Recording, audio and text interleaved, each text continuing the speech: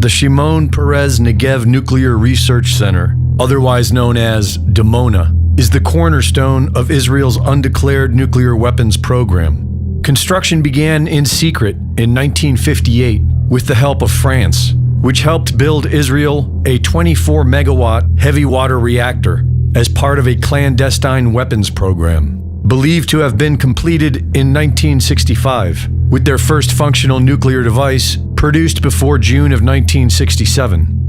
When U.S. officials first inquired about the site, Israeli representatives described it as a textile plant, a metallurgical research installation, and a pumping station.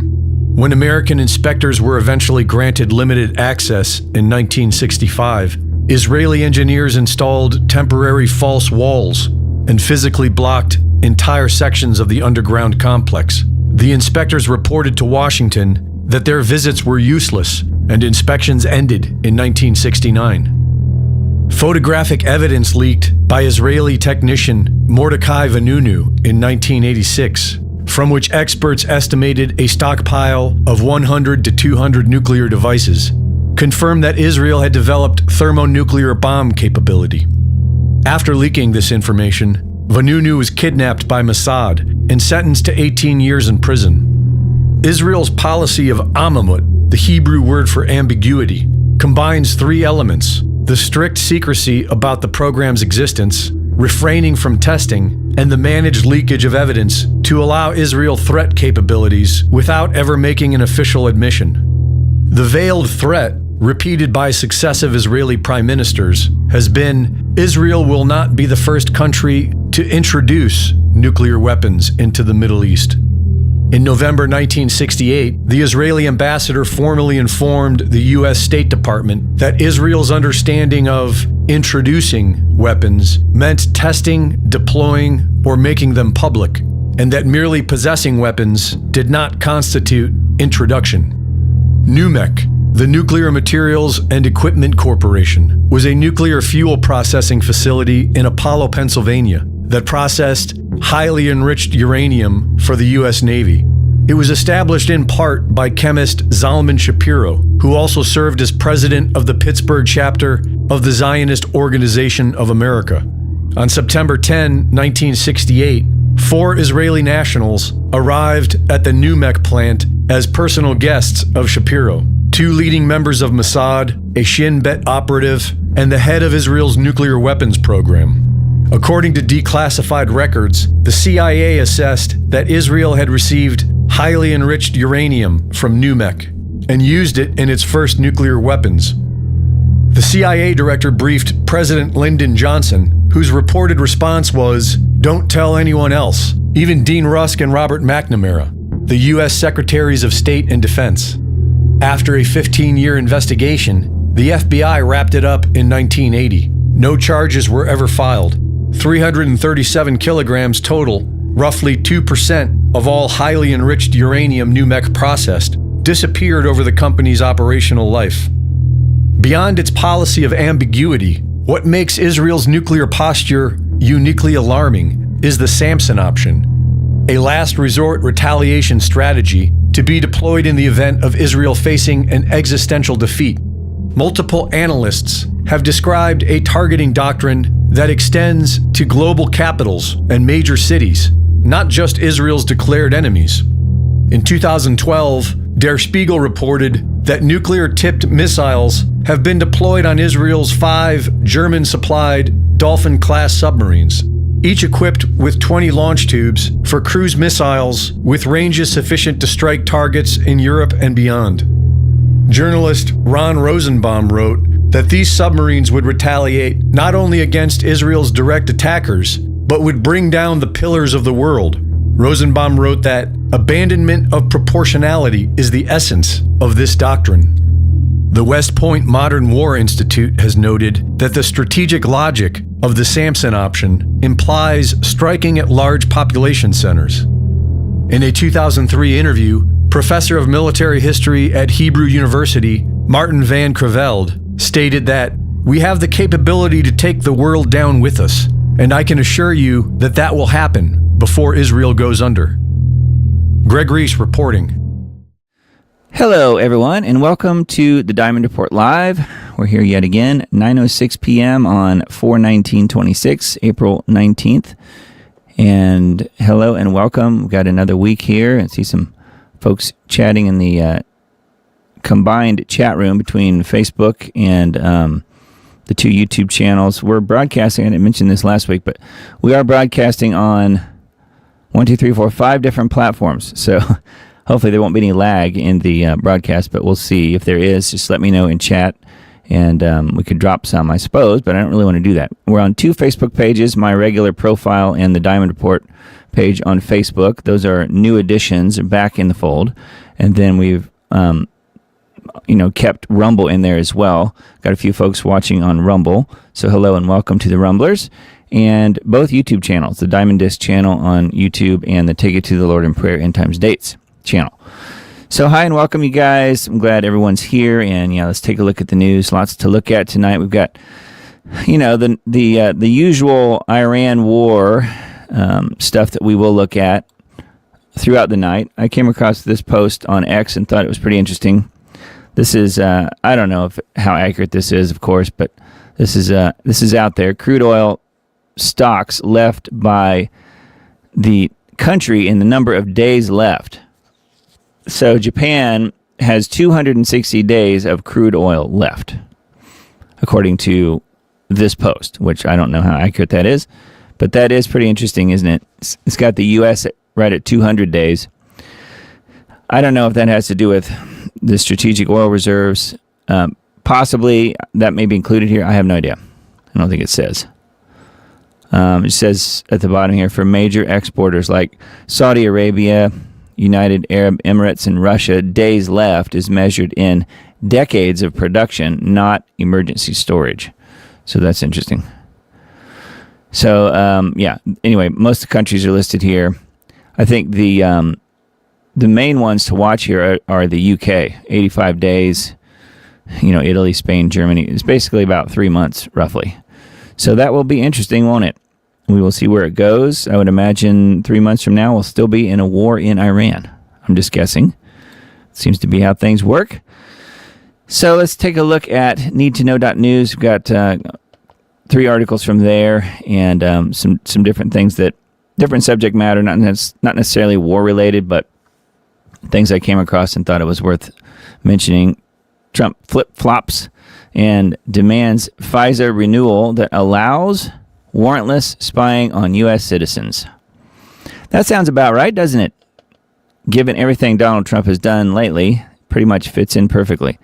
The Foreign Intelligence Surveillance Act, FISA, of 1978 contains Section 702 that has been used to spy on Americans. It is set to expire on April 20th. That would be tomorrow.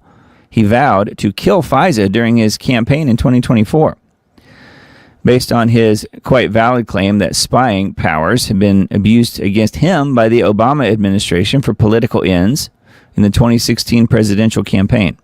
Trump is now demanding that FISA be fully renewed yet again with no reforms, no safeguards, or limits of any kind. So he's done a complete 180. What happened to Donald Trump? Was he always this way? Or did he just completely reverse and do a total 180 at some point here recently? Or is some amoeba eating his brain? Does anyone know? In 2013, there was a bill to rein in the NSA's domestic spying powers by imposing serious limits on how such powers can be exercised when aimed at American citizens, but Obama was an enthusiastic supporter and user of the NSA's domestic spying system, and he instructed then Speaker of the House, Nancy Pelosi, to conjure enough Democrat House votes to kill the bill. The same tactics are being used today. So here's a post here embedded from Owen Schroyer, formerly of InfoWars. Trump 2 years ago ran on Kill FISA, the illegal spying that is very unpopular. Today, Trump is urging Congress to pass FISA, which he ran against, and continues the illegal spying on Americans. So there's the original post from way back when, I guess. Kill FISA, it was illegally used. It was illegally used against him, but apparently it's okay when they do it. When he's behind it, it's fine, I guess. I don't know. So anyway, he's obviously trying to get this thing passed again. And of course, they want this, so it will happen. Unfortunately, no one's going to try and block it or stop it, apparently, in any way. And it doesn't matter what the voters think. Of course, it never has. But certainly more recently, hasn't it? Bombshell: Trump family owns 30% of Salem Media, a registered agent of Israel. Max Blumenthal revealed Laura Trump and Don Jr. own a 30% stake in Salem Media that is registered as an Israeli foreign agent through Clock Tower. The Trump family is profiting from the Israeli government to propagandize the American public. Brad Parscale is Salem's media chief strategy officer, and he also heads Clock Tower, which is a registered agent of Israel. Salem Media is involved in financial contract with Israel's foreign ministry to produce pro-Israel content. Yeah, and the Trumps are benefiting financially because of it. So that would be, at least in part, why Trump is so pro-Zionist. Blumenthal revealed Laura Trump, who is married to Eric Trump and is President Trump's daughter-in-law, and Donald Trump Jr. own a 30% stake in Salem Media. He said that Josh Hammer, which if you ever watch Candace Owens, she mentions him pretty often. Josh Hammer, senior editor of Newsweek, Dennis Prager, Larry Elder, Hugh Hewitt, Dinesh D'Souza, Sebastian Gorka, Brandon Tatum, Todd Starnes, Laura Trump, and Donald Trump Jr. are all broadcast from Salem Media, an Israeli foreign agent, by way of Clock Tower. Other influencers who Blumenthal says may be paid to support Israel and Trump include Glenn Beck, Mark Levin, which that's not really a maybe, Jillian Michaels, and Laura Loomer. Which, by the way, I just found out recently, Laura Loomer is not even Jewish. Can you believe that? As pro-Israel, pro-Jewish as Laura Loomer is, she's not Jewish, guys. And the person that said that might have been Candace, but the person who said that mentioned that there is no video anywhere of her at her bat mitzvah when she came of age, supposedly. So she's not even Jewish. So she's just a paid, hired gun, apparently. Brad Parscale is Salem Media's chief strategy officer, and he also heads Clock Tower, which is a registered agent of Israel. Salem Media is involved in a financial contract with Israel's foreign ministry to produce pro-Israel content. So yes, they are benefiting from it in many ways. So here's a video here with Max talking about this. So very interesting, huh? Need to know.news. Then this one too, Democrat Rep. Swalwell, accused of rape, drops out of California gubernatorial race. So yes, he was going to run to replace Gavin Newsom. I guess he is now stepped down.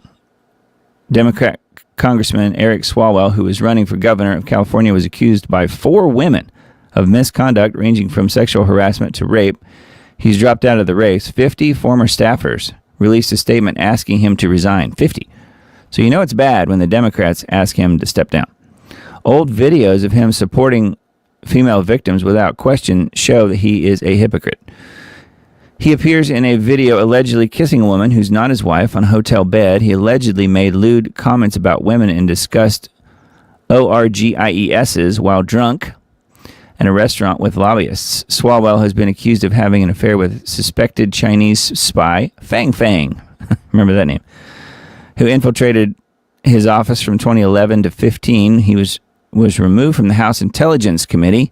Swalwell had also gained notoriety for saying that January 6th riots at the Capitol were an insurrection and that the event belongs in the same category as the nation's darkest days, the bombing of Pearl Harbor and 9/11. Yes, the January 6, 2021, quote, riots. What a joke. Anyway, he's announced his intent to resign from Congress, according to this update here. So that is good news. So who knows where he'll end up, but my guess is somewhere at the reins of power, because these people love power, don't they?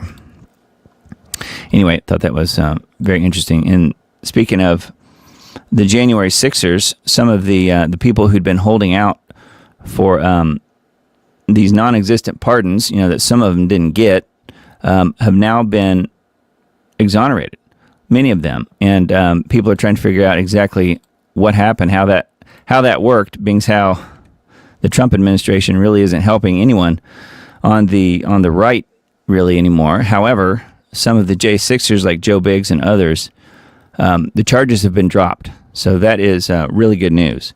So, chalk that up to maybe two things positive that Trump has done since he's been in there. Number one, close the border. Number two, get the J6ers out of prison, wherever they were, and give them pardons. But there were a few stragglers there who didn't get pardons, and now they have received exoneration, apparently. So that's good news. If I remember, I will do a separate article search for that here in a little bit as we progress through the night. So Liberty Beacon articles, we mentioned this one last week. I thought this was an interesting follow-up and something I hadn't thought of. Peter Magyar outlines key policies, echoes Orban on migration and Russian oil. So remember last week we were saying, well, according to the articles I was reading, that this guy was a globalist, and perhaps he is. But according to this article, that may not be the case. Let's see what happens here. It says, we published this week by veteran journalist Cesar Sejretti on the distinct probability that Orban was removed for more useful EU-related functions, while Orban's supporter, Peter Magyar, this guy, was moved into the office as an opponent, quote-unquote, an opponent. Clever stuff, we believe. So what this article is alluding to is that this new person who's been put in to replace Orban is actually Orban's guy, instead of it being a globalist. So let's see what else the article says here. Magyar continuing Orban's hard line on immigration has been duly noted on X. Translation, Hungary, if possible, with an even more intransigent stance than Orban on immigration. He even wants to strengthen the border barriers to prevent anyone from trying to cross. Orban has placed in Budapest another version of himself, even more radical, against illegal immigration. Hungarian Prime Minister-elect Magyar held his first international press conference after the April 12th election, which resulted in a supermajority victory for his TISA party. During the 3-hour-long briefing, Magyar outlined key policies and future government, including several aspects of foreign policy. So, kind of interesting, I think. And seems like they would put their globalist in and not allow Orban to do what he wants. But that may not be the case. We'll just have to watch and see. All right. And then this one, has Japan found the cure for the CV-19 VAXX injury? The editor of the website here, the Liberty Beacon, is where we are. If this information is true, it's simply too important not to publish. Japan seems to have a suitable treatment for those harmed by the CV-19 VAXXs, basically a type of blood laundering, quote-unquote, blood laundering. The man in blue is called Robert and appears to be the 12th or 14th patient of the Edogawa Hospital in Japan. Robert calls out Trump and Fauci not unfairly.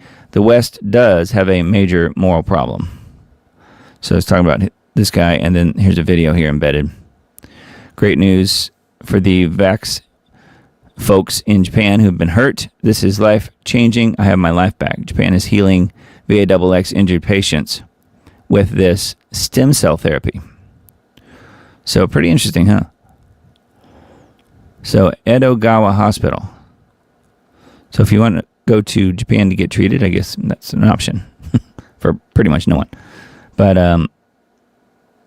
yeah, I just thought that was interesting. The main point here is that I guess if this works somehow, perhaps it will come to the alternative medical professionals in the U.S. We will see. I don't know. I just wanted to mention that it's out there in case you guys wanted to follow up more, but that's on the libertybeacon.com. VAXX skepticism in the U.S. is widespread. A Politico poll reveals. I'm not too surprised. Given what's happened over the last few years, it's a good thing. Nearly half of U.S. adults think the science on VAXXs remain up for debate and that VAXX mandates are damaging, while only 39% think that the science on VAXXs are clear and it is damaging to challenge it. According to a Politico poll, which Politico is super left-leaning. conducted last month, it is clearly no longer a fringe idea to question what we are being told by the mainstream media sources we have long been told were the sources of truth. Yes, that's exactly right. And thus validates the conspiracy theorists, or as we say on this show, the conspiracy analysts. More U.S. adults believe VAXX science is still open to debate and that mandates cause harm than believe the science is settled and should not be questioned, according to a new Politico poll. 3,851 U.S. adults surveyed. Yeah, 46% of adults signaled that their agreement with the statement that facts on VAXXs are still up for debate and is damaging to enforce their uptake. So 46% of adults agreed with that. 39% indicated that they thought the science was clear. The science was settled, in other words. So 46 to 39. So, it's working. The information is getting out there. I think that's good news. Okay, got another one from the same site. Trump admin launches Only Farms website to highlight ag accomplishments. I thought this was funny because apparently there's a... here, let's just read it. Big boost for U.S. farmers. Trump admin launches Only Farms website to highlight agricultural accomplishments. This website also highlights how the Trump administration has delivered over $40 billion in direct assistance to farmers and ranchers of the United States.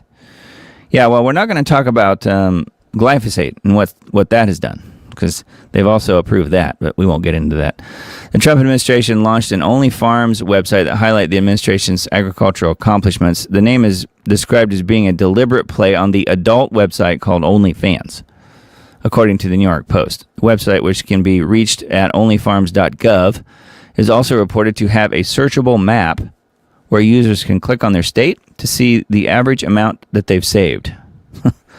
So, yes, a takeoff on the adult site called OnlyFans. They're calling this Only Farms. I thought that was pretty funny.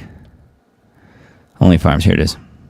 So, yeah, onlyfarms.gov. All right, and then we've got a few technocracy articles tonight, so let's look at these. First one here is study AI chatbots misdiagnosed in over 80% of early medical cases. That sounds about right. Don't trust your favorite consumer-grade LLM chatbot with your health decisions. If you can't provide the correct information in the first place, don't expect an accurate diagnosis. Despite warnings on all LLMs to trust your doctor or medical professional, many people put false hope in the chatbot anyway. That is the way it works, isn't it? Consumer AI chatbots falter when used to make medical diagnoses, particularly when faced with incomplete information, according to new research highlighting the risks of relying on them as digital doctors. Yes, so just be very careful out there. The study finds that leading large language models, that's LLMs, struggle to suggest a range of possible diagnosis when patient data is limited, frequently narrowing too quickly to a single answer. The results point to a broader limitation in AI. While chatbots can identify likely conditions once a case is fully specified, they are less reliable at the earlier, more uncertain stages of clinical reasoning. The findings highlight the dangers of relying on the technology alone to pinpoint health problems, particularly in cases where the data users input may be vague or patchy. These models are great at naming the final diagnosis once the data is complete, but they struggle at the open-ended start of a case when there isn't much information. So that makes sense. And I think a lot of people wouldn't know what all information to even give them. Anyway, it says the researchers evaluated 21 large language models, including leading models by OpenAI, which would be ChatGPT, Anthropic, Google, xAI, and DeepSeek. They found that failure rate exceeded 80% for all models when they needed to do so-called differential diagnosis when full patient information was lacking. So 80% of the time they're wrong. So just be very aware of that out there if you're relying on the old digital doctors. It all comes down to the data that you're giving it, and you may not have all the data at your disposal, so therefore it will probably misdiagnose. All right, and then this one, same site, technocracy.news. Tokenization of real-world assets is a tool of conquest, not liberation. This is just a opening piece here because the full article is behind the paywall, but you can listen to the full article here on this page. The promoters of real-world asset tokenization use the language of liberation, democratization, financial inclusion, access for all, frictionless ownership. These are the words of a sales pitch. Tokenization is not a new form of ownership, it's a new form of conquest. And the conquered will not know what happened to them until the system is complete. Yeah, that is when everything is digitized. Everything is put on the blockchain, as it were. Anyway, the full article is either behind the paywall there on technocracy.news, or you can just listen to it by going to the article on this site. And we will link to all these in the Substack post that I put out this week. So make sure you're on that list, and you can get there from the Linktree QR code there up in the corner. Right over there. Half of U.S. data centers scheduled to start in 2026 will be canceled or delayed. I think that is good news. Half of U.S. data centers. Too bad it wasn't all. Because, I mean, who's going to benefit from these data centers anyway? They're going to be using all of these resources. And your average person is never going to benefit from any of this stuff. So let's read what this little blurb here is. Again, full article is on the website behind the paywall, or it is listenable here.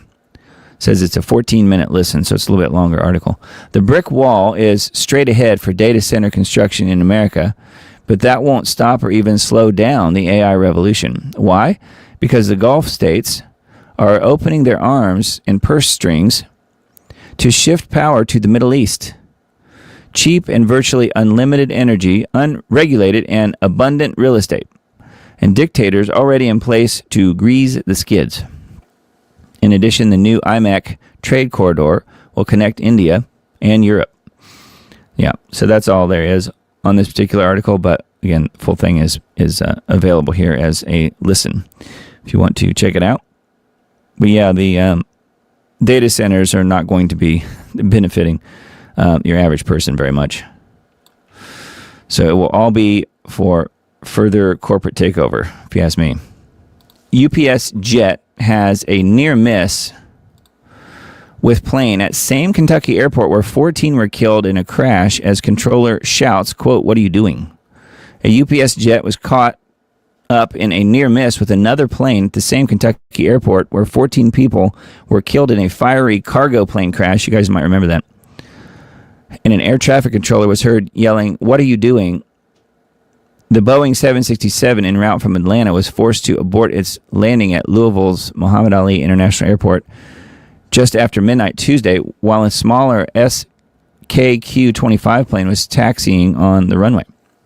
The chaotic scenes sparked confusion in the air traffic control tower, according to the audio shared by Live ATC. So here's some still shots here, I guess, and a YouTube video about this. Skylab 25, "What are you doing?" The controller asked before telling the pilot to cross the runway. The flight radar map showed the UPS plane narrowly missing the other aircraft. Here's the fiery crash from a few months back in November. So that's what this still shot is. UPS spokesperson confirmed the plane carried out the go-around procedure beautifully. The go-around is when descending planes abandon their landing and continue on a flight path before circling back to the airport. So another close call here, or a close call, that luckily didn't result in a further incident, but that is crazy. Yeah, this is the one with Captain Dana Diamond, if you guys remember, because I mentioned that. No relation, but pretty wild that that was one of the pilot's names in that November crash in Louisville. But yeah, yet again, further craziness in the airways, in the in the skies. So let's see here. We've got some RT articles tonight, so let's look at these. So this was news from earlier today. U.S. seizes Iranian-flagged cargo ship. The vessel was attempting to make its way past American forces in the Gulf of Oman. The U.S. president has said the U.S. has seized an Iranian-flagged cargo ship in the Gulf of Oman as it attempted to breach the American naval blockade around Iran. Trump announced. The U.S. Navy guided missile destroyer USS Spruance intercepted the Tuska in the Gulf of Oman and issued a warning to stop. The Iranian crew refused to comply, so our Navy ship stopped them in their tracks by blowing a hole in their engine room. Wow. Trump said that the ship had been sanctioned by the U.S. due to its prior history of illegal activity. I guess it's illegal because Trump says it's illegal. I don't know. So anyway, here's his Truth Social post. Trump announced a blockade of Iranian ports last week after Pakistani-mediated talks failed to achieve a breakthrough. Iran said it would close the Strait of Hormuz, which handles around 20% of global oil and liquefied natural gas trade, to enemy ships until the blockade is lifted. Yeah, they're using a blockade to blockade the blockade. And we talked about that last week. Iranian Foreign Ministry spokesman denounced the blockade on Sunday as unlawful and criminal. Yeah, well, it is Donald Trump we're talking about. So, yeah. Interesting, though, that now this is going on. So, we'll see where it goes. War on Iran leaves $58 billion repair bill across the region. I think that's probably only if it stops now. U.S.-Israel strikes and Tehran's retaliation are pushing oil and gas facility damage cost toward $50 billion. The U.S.-Israel war on Iran could push regional repair costs in the Middle East to as much as $58 billion, with oil and gas facilities alone accounting for up to $50 billion. However, the report stresses that the main constraint is not funding, but limited global capacity to supply key equipment and engineering services, which could delay repairs for years. Yeah, they're saying even if they stopped right now, it could be at least 2 years to rebuild. And that's probably, a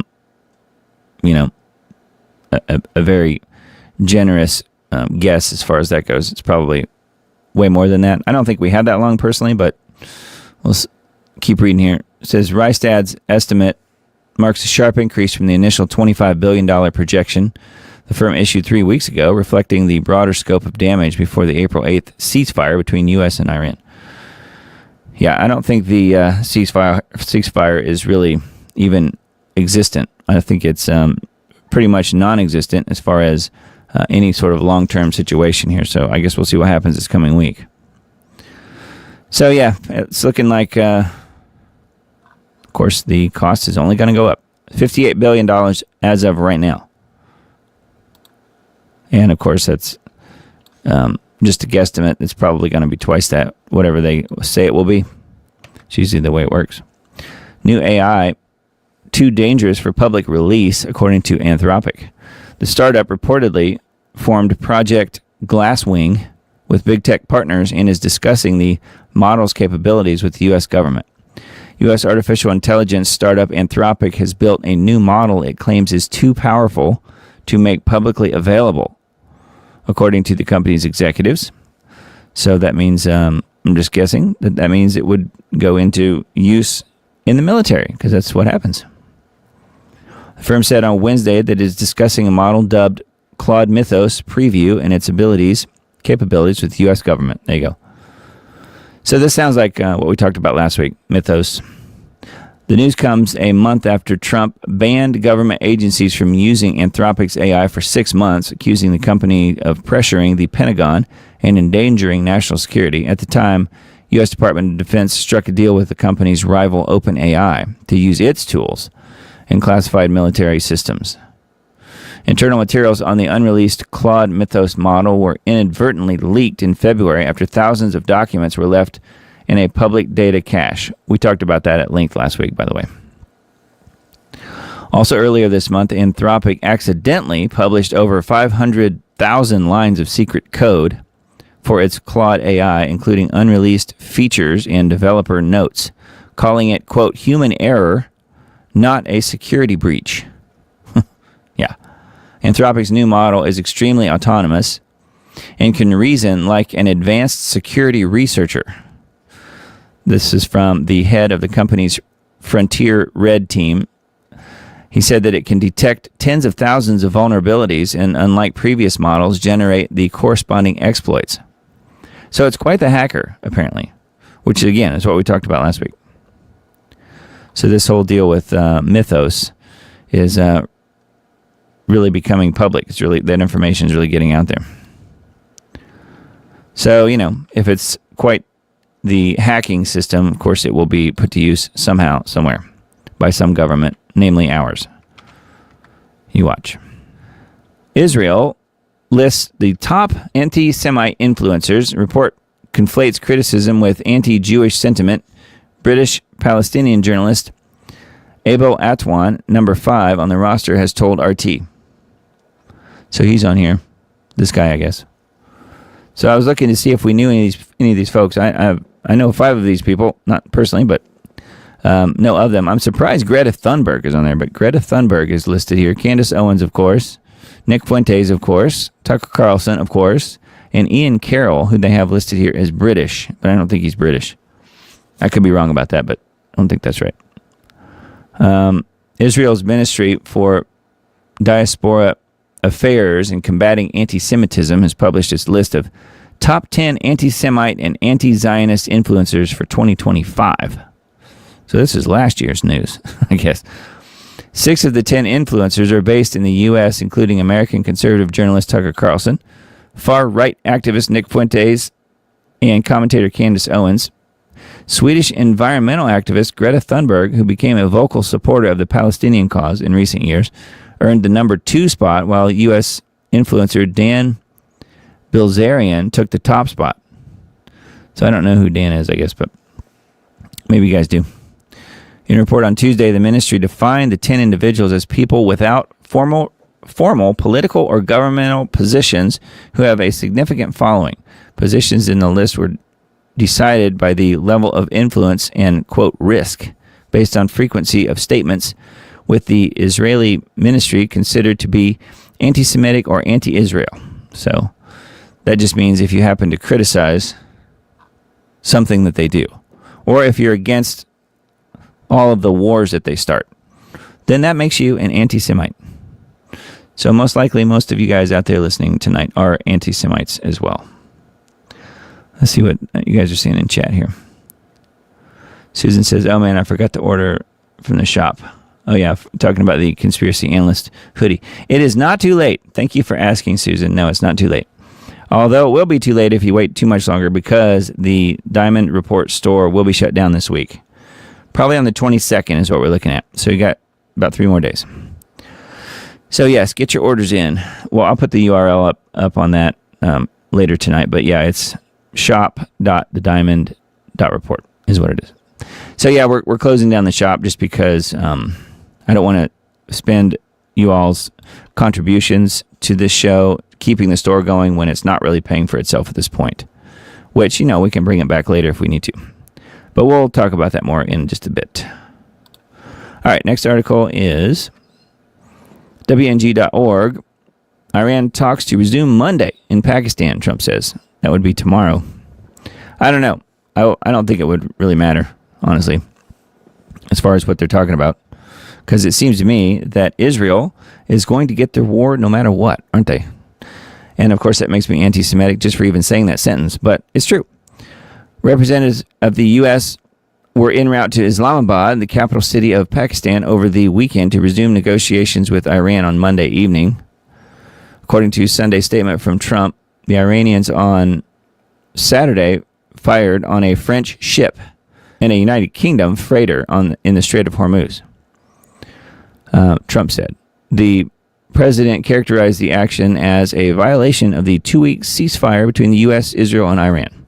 Never mind the fact that Israel's been violating it pretty much the whole time by bombing Lebanon. Trump appeared to mock weekend statements from Iran that seemed to indicate the Islamic Republic was, again, closing the Strait of Hormuz. I don't think it's ever really been open. It's been open to certain ships that I've heard of. Certain ships can get through if they pay the fee, but it's not like it was ever really open. So anyway, it says, in response, Trump said the United States has already closed the strait through its ongoing naval blockade of Iranian ports, a blockade he said was costing Iran $500 million daily. He repeated his earlier threats to strike Iran's power plants and bridges if Iranian leaders refuse to negotiate a deal with the U.S. Yeah, so we'll see. We'll see where it goes. Looks like they're trying to have further talks, although I just don't see how the Iranians could ever believe anything that comes out of this administration, this government in general, because they have proved themselves to be just as bad as what Israel does. They kill all of the people they're trying to negotiate with. Kind of tells you that they may not be real serious about having peace. Yeah, and then this one happened earlier today. Shooter and 8 kids dead in a Louisiana domestic assault. So they were saying this was a mass murder kind of thing, but apparently it was highly targeted. A total of 10 people were hit by gunfire in a domestic disturbance in Shreveport, Louisiana, early Sunday morning. The shooting began before 6 a.m. and sprawled out over 4 locations, the police said, starting at 2 residences, continuing at a third, and ending once police caught up to an adult suspect who had fled by carjacking.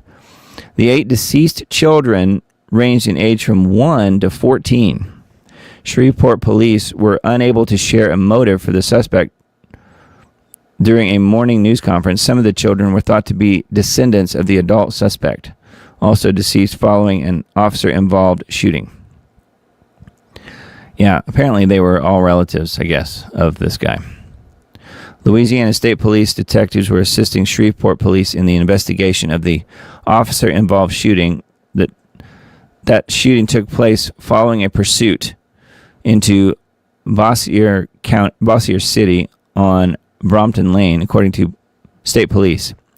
One subject was shot and pronounced dead, but no officers were harmed during the incident. Shreveport mayor said that he asked people to pray at their church services later in the day. The violence has devastated the whole community. We have hurting families and hurting police officers, coroner's personnel, and fire department. So, wow.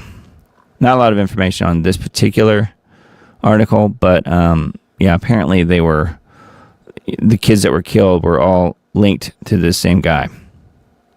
So I don't know what's going on there, but that total insanity. Once again, I think breaking news that proves we are living in the end times. This crazy stuff that's going on here. All right. This one I thought was weird. We talked about meteors last week. Lyrid meteor shower expected to peak this Wednesday. One of the oldest known meteor showers on Earth is expected to hit maximum activity in the early morning hours of Wednesday, April 22nd, according to the American Meteor Society. The waxing crescent moon will set before that time, offering skywatchers a favorable view. Under dark skies, about 5 or 6 meteors will be visible from the northern hemisphere each hour, though that total could stretch to 10 to 20 at the shower's peak.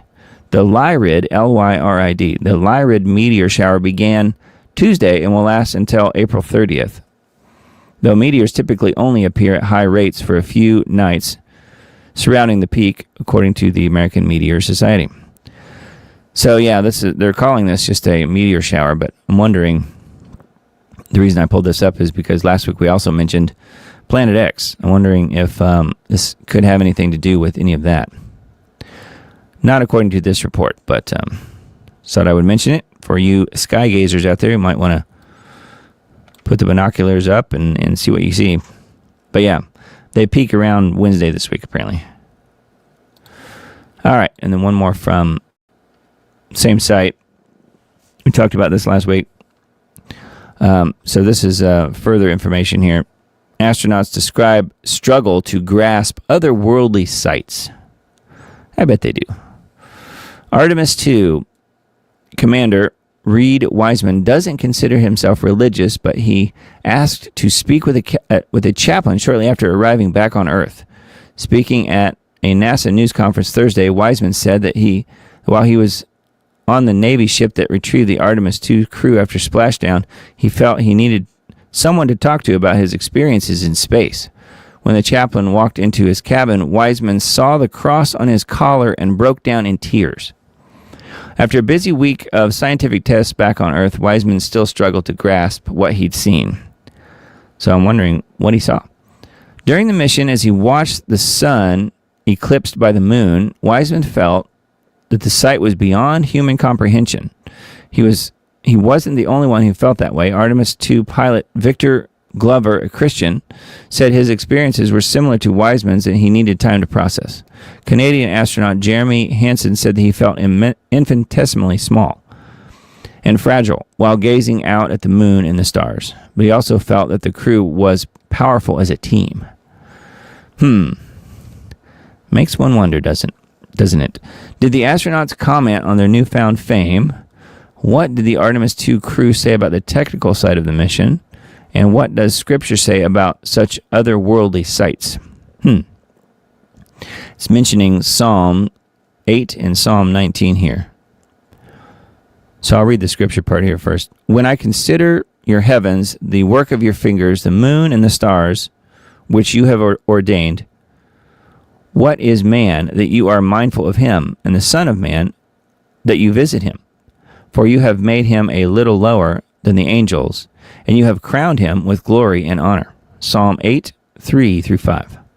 That was good. That was neat. The heavens declare the glory of God, and the sky above proclaims his handiwork.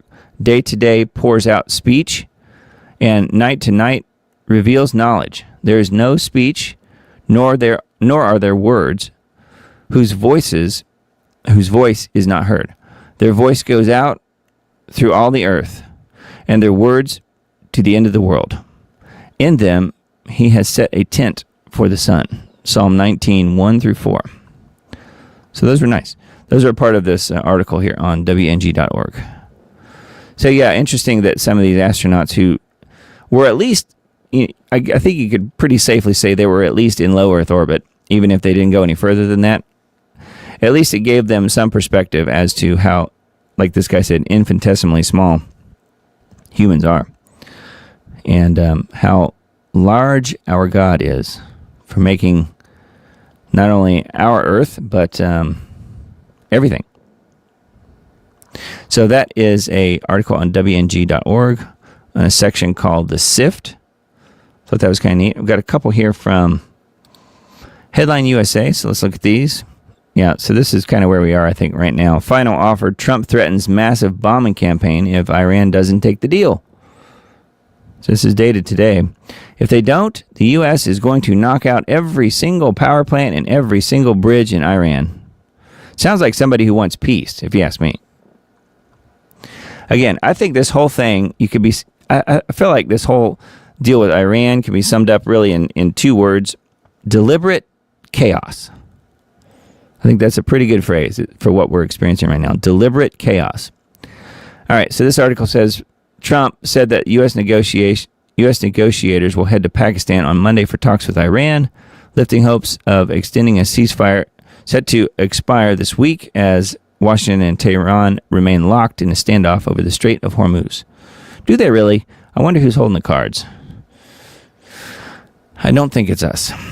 The prospect of talks on the horizon, which Iran did not immediately confirm, came as ships remain unable to transit the critical waterway amid threats from Iran and a U.S. blockade on ships heading to and from Iranian ports. Iranian officials said earlier on Sunday that they remained open to negotiation but held firm that ships won't pass the strait while the U.S. blockade remains in effect. It's impossible for others to pass through the Strait of Hormuz while we cannot, the Iranian parliamentary speaker said here in an interview aired on state television late Saturday. Yeah. So anyway, Trump says if they don't, the United States is going to knock out every single power plant and every single bridge in Iran. So, again, is it more blustering or will he do it? I don't know. They've been blowing up bridges and things, so it wouldn't surprise me one bit. Says he didn't detail which officials that the U.S. would be sending to a second round of in-person talks in Islamabad. The White House and Office of J.D. Vance, who led the first round of talks, didn't immediately respond to messages Sunday morning. It remained unclear whether either side had shifted their stances on unresolved issues. Blah, blah, blah. Anyway, yeah, no one knows. And I'm guessing it's going to go nowhere. The question is, will Trump actually do what he's saying, what he's threatening here? I don't know. But if he doesn't, my guess is Israel would. So we'll see. And this one came across on Headline USA for you dog lovers out there. I thought this was kind of interesting, and we've heard about this back when Fauci was around. FBI terrorism task force targeting activists who tried rescuing beagles from the lab. So remember the beagles. Remember the beagles who were tortured by Anthony Fauci and so forth. And many people were wondering, of course, where that was even happening. I don't know if this is the lab or not. But that apparently is what this is about, at least to some degree. It doesn't really say what they were being used for specifically, but here's what this article says. About 1,000 animal welfare activists who tried to gain entry Saturday into a beagle breeding and research facility. So breeding and research in Wisconsin were turned back by police who fired rubber bullets and pepper spray into the crowd, and they arrested the group's leader. It was the second attempt in as many months by protesters to take beagles from the Ridgland Farms facility in Blue Mounds, a small town about 25 miles southwest of the capital of Madison. Dane County Sheriff Barrett said in a video statement that 300 to 400 protesters were, quote, violently trying to break into the property and assault officers. He said protesters have ignored designated areas for peaceful protest and blockaded roads to prevent emergency vehicles from entering. So it sounds a little bit like the ICE thing going on, except for beagles. I don't know. He said this is not a peaceful protest. So I guess they were getting violent. That's not good, but it just, I think, an interesting illustration here. You know, you have little ones being aborted every single day, and, you know, there's no protesting that. And you have dogs, which, you know, they shouldn't be abused either. Don't get me wrong, but, you know, then people willing to be arrested and go to jail over these dogs, which, again, that shouldn't be happening either, but it does give you a little bit of perspective when you think of it that way. Apparently, someone recklessly drove a pickup through the front gate of the property, and protesters broke into the facility back in March and took 30 dogs. So the first time they were successful and got in and got 30 dogs. This time they were not successful, apparently. The police stopped them. But it doesn't really say if this was the Fauci lab or if this was something totally different. Perhaps they were getting prepared to go to the Fauci lab, wherever that was. I don't know. But interesting that it's beagles, and why beagles? So very sad, very sad. Anyway, that is on Headline USA. Slay News. Let's look at this one. Oh, yeah. This one is several parts here. We mentioned this last week. Just the fact that so many of these scientists keep disappearing. And this was number 11, apparently, that they're talking about here. Strange new details emerge in rocket scientists' mysterious disappearance. Fresh details have emerged in the June 2025 disappearance of rocket scientist Monica Reza, deepening concerns over a growing list of mysterious incidents involving experts tied to advanced aerospace and nuclear programs. The case comes as scrutiny intensifies following the death of anti-gravity researcher Amy Eskridge. Eskridge is now counted among a string of 11 deaths. I think it was 9 last week that I was mentioning. So it's up to 11. Deaths or disappearances involving scientists connected to sensitive U.S. research fields. The new report has raised fresh questions about Reza's final moments and the broader pattern now drawing attention at the highest levels of government. Strange final moments raise new questions. According to a Los Angeles Magazine report, unusual circumstances surrounded Reza's final hike near Mount Waterman in California's Angeles National Forest. A source describes strange circumstances on Reza's last hike, as the White House begins examining multiple disappearances connected to those working in aerospace and nuclear research. Reza, who worked on the Aerojet Rocketdyne and NASA's Jet Propulsion Laboratory, so JPL, co-patented advanced burn-resistant metal alloys, critical for next-generation rocket engines. Despite her high-level work, she had recently been training to become a yoga instructor. How about that? At a studio that incorporated astrology and Vedic sciences. So she was new agey too. A source said Reza was hiking with a male and female companion from the yoga group when something unusual occurred. According to the account, Reza and her male companion began running on steep, uneven terrain. However, this behavior is described as highly irregular for that location. The male companion later said Reza was behind him when he called out and received no response. He subsequently showed others the location where he last saw her. The source noted that the area was close enough to a road that it was both visible and audible, raising further questions about how she could just vanish without a trace. Reza's case is the latest in a series of incidents involving scientists connected to advanced aerospace, nuclear, and experimental physics research. Over the past 33 months, 11 U.S. researchers have reportedly died or disappeared. Of course, it's 33 months and 11 researchers. I bet Bigfoot got her. I'm just guessing. And I'm not really joking. I've heard of that before where people will be trailing behind another group of people, and then the person that's at the end of the group by themselves, a little more isolated, ends up getting disappeared. And, they blame it on the whoever, on Bigfoot or whoever, whatever other creature is in the area. I don't know. But it is very strange, especially if they're related to the Nephilim. I don't know. I just thought that was odd. And there's a few articles about this stuff tonight. So let's look at this one. Oh, so don't worry about it. Kash Patel's on the job. Kash Patel confirms federal investigation into the mysterious deaths and disappearances of nearly a dozen scientists. Trump briefed as FBI hunts for foreign actors and conspiracy links. So yes, here's the lady here in this list of folks. This is the one we were just talking about.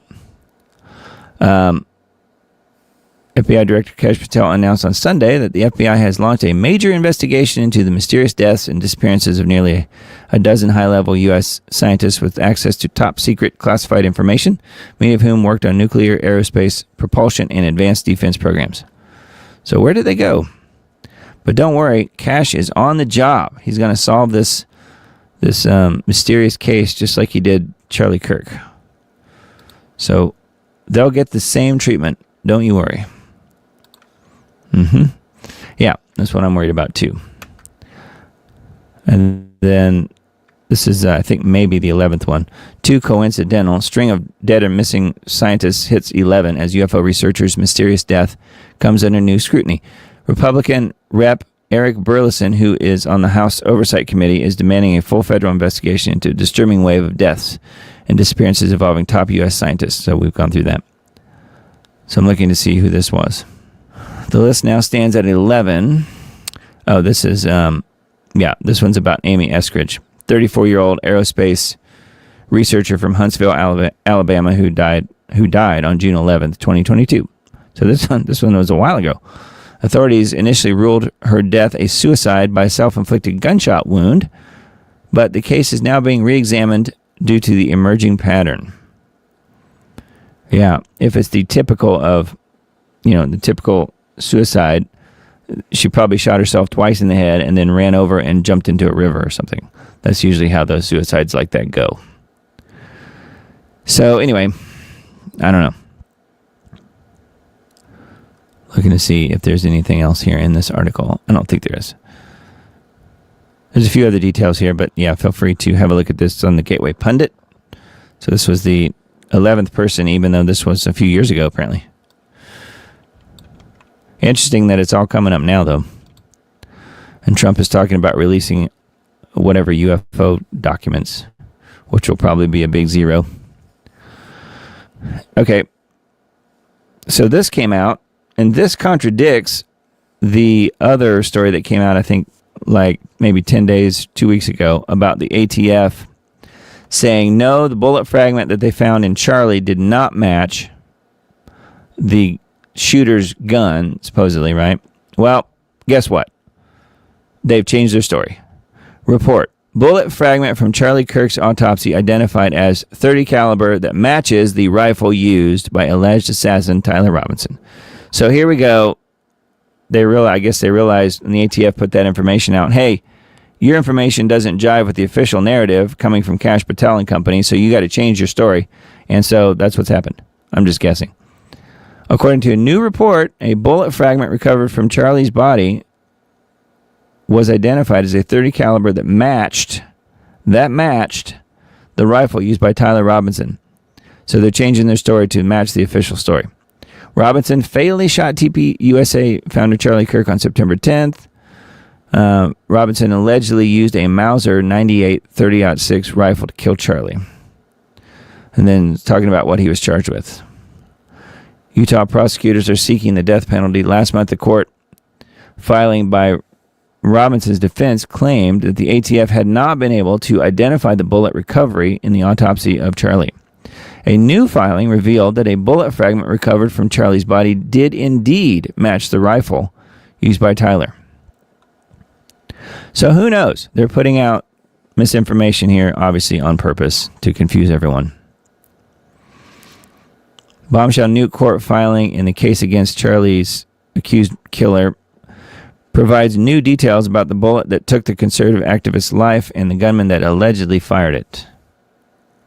Forensic details surrounding the bullet examinations have fueled numerous debates and conspiracies surrounding the case, especially after the defense revealed in a recent court filing that the Bureau of Alcohol, Tobacco, and Firearms, ATF, was unable to identify the bullet recovered at autopsy to the rifle allegedly tied to Robinson. But an ATF summary of the forensic report, part of the documents filed by the defense in January, was unsealed by a judge on Wednesday, revealing more details of the forensic investigation and recovered evidence from the scene. The report reveals that one bullet jacket fragment that was recovered from Kirk's autopsy matched a .30 caliber class bullet. 4 other lead bullet fragments were also recovered. The ATF lab described the item as a .30 caliber class deformed/damaged bullet jacket fragment. The filing reveals, citing evidence including in the report after the FBI lab conducted analysis of the bullet jacket fragment. I think that could be that other process that was, I don't know if this is that other process that Candace was talking about recently on one of her broadcasts, saying that they're going to use this other process that had been stopped being used by the FBI and everyone else because of all of the misinformation that particular type of test would put out. I don't know if that's what if that's what they're talking about here or not. So it is interesting, though. They're saying that no, we're just joking. Turns out it does match it. So I don't know. We'll see where it goes, but clearly this is an attempt to put the train back on the tracks and match with the official narrative coming out of the FBI. That's what it sounds like to me. So I don't know. Again, I don't think we'll ever really know the truth, what happened there. So this is one of those crazy stories that happened, I guess, earlier today. Ouch. Parachuter crashes into a scoreboard at Virginia Tech game, left dangling above the stadium. How'd you like to be this poor guy? So I want to play this. I'm going to mute it because it's got music in it. Let me see if we can go full screen here. You can see him. He's coming down here little by little. We got the massive U.S. flag pulling him down. And I think this is pretty fitting. It's the U.S. crashing and burning into the sign.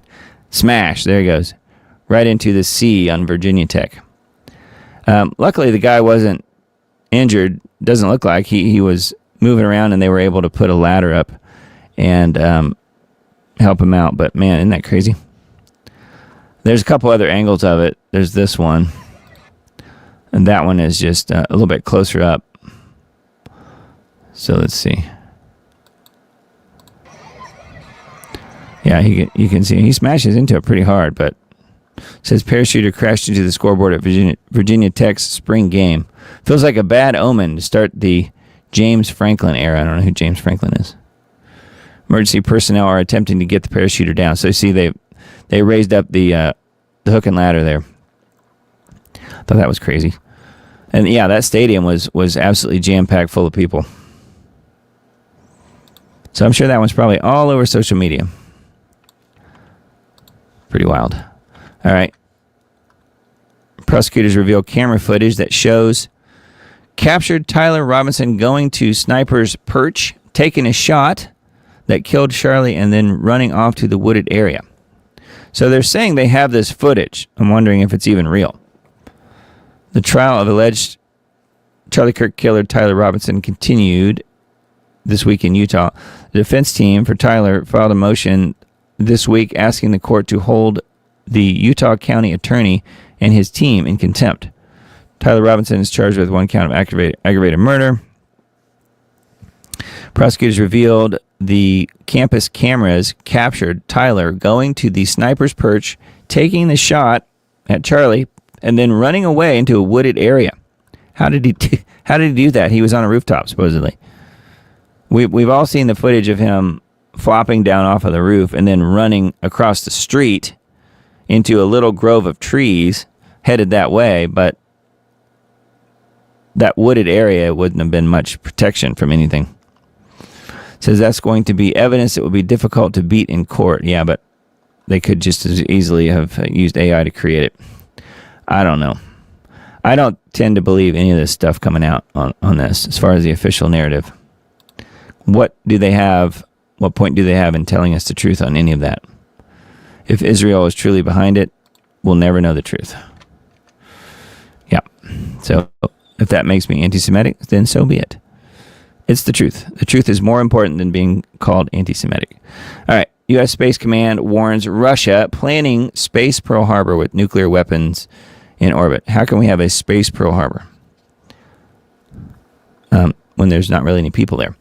Russia is reportedly developing a nuclear weapon designed to be deployed in space that could cripple global communications and cause widespread disruption. Oh, okay. General Stephen Whiting, I'm not sure which, the head of the U.S. Space Command, has admitted that Washington is, quote, very concerned about plans to place a nuclear anti-satellite weapon into orbit. So taking out the satellites, I guess. They are thinking about placing in orbit of a nuclear anti-satellite weapon that would hold at risk everyone's satellites in low Earth orbit, and that would be an outcome that we just couldn't tolerate, he said. So this is the guy here. U.S. Space Command, Commander General Whiting, or Whiting maybe. The weapon could be used to destroy large numbers of satellites in low Earth orbit, potentially taking out communication systems, GPS networks, and parts of the global internet. A detonation in orbit could damage or destroy up to 10,000 satellites, roughly 80% of those currently in space. 10,000?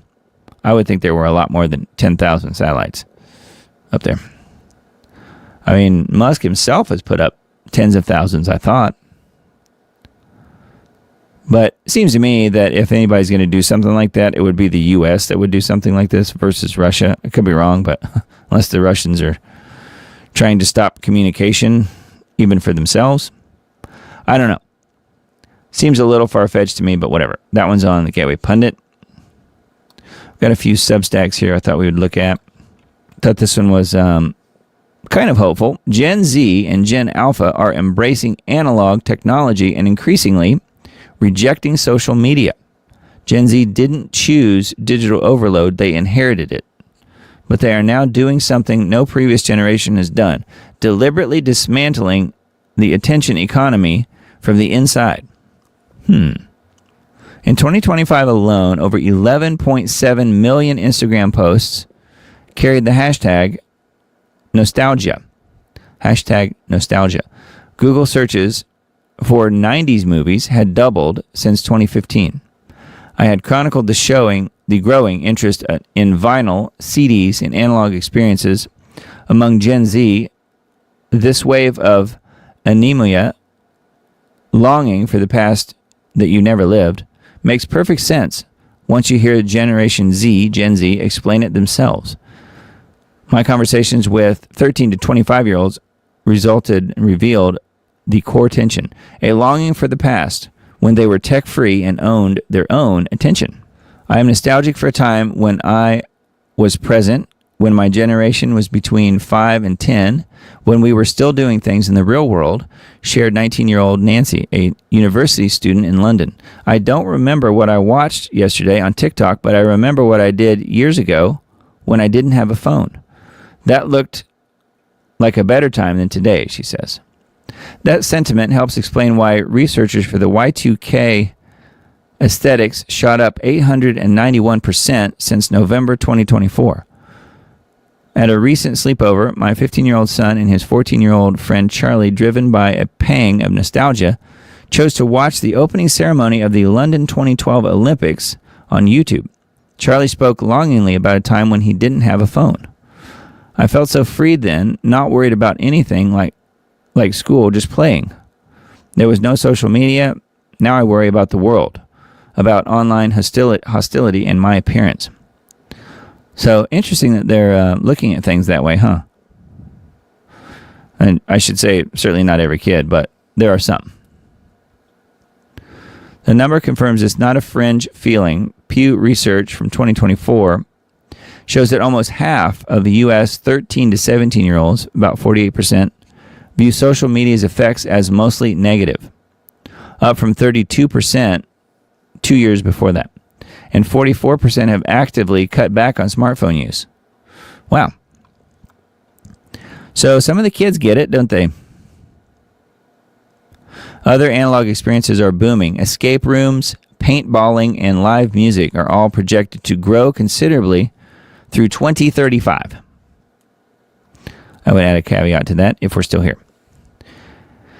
Yeah, government is catching up from Australia and France to Denmark, Norway, Malaysia, Indonesia, India's Kartanka, and China. Governments worldwide are restricting social media access for minors, accelerating the analog pivot for the next generation.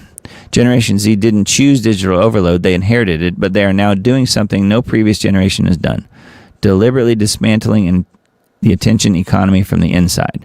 One dumb phone, one detox cabin, one conversation, one deleted app at a time. The analog future isn't a retreat, it is a correction. How about that? So not bad information. That's on the Wine Press Substack.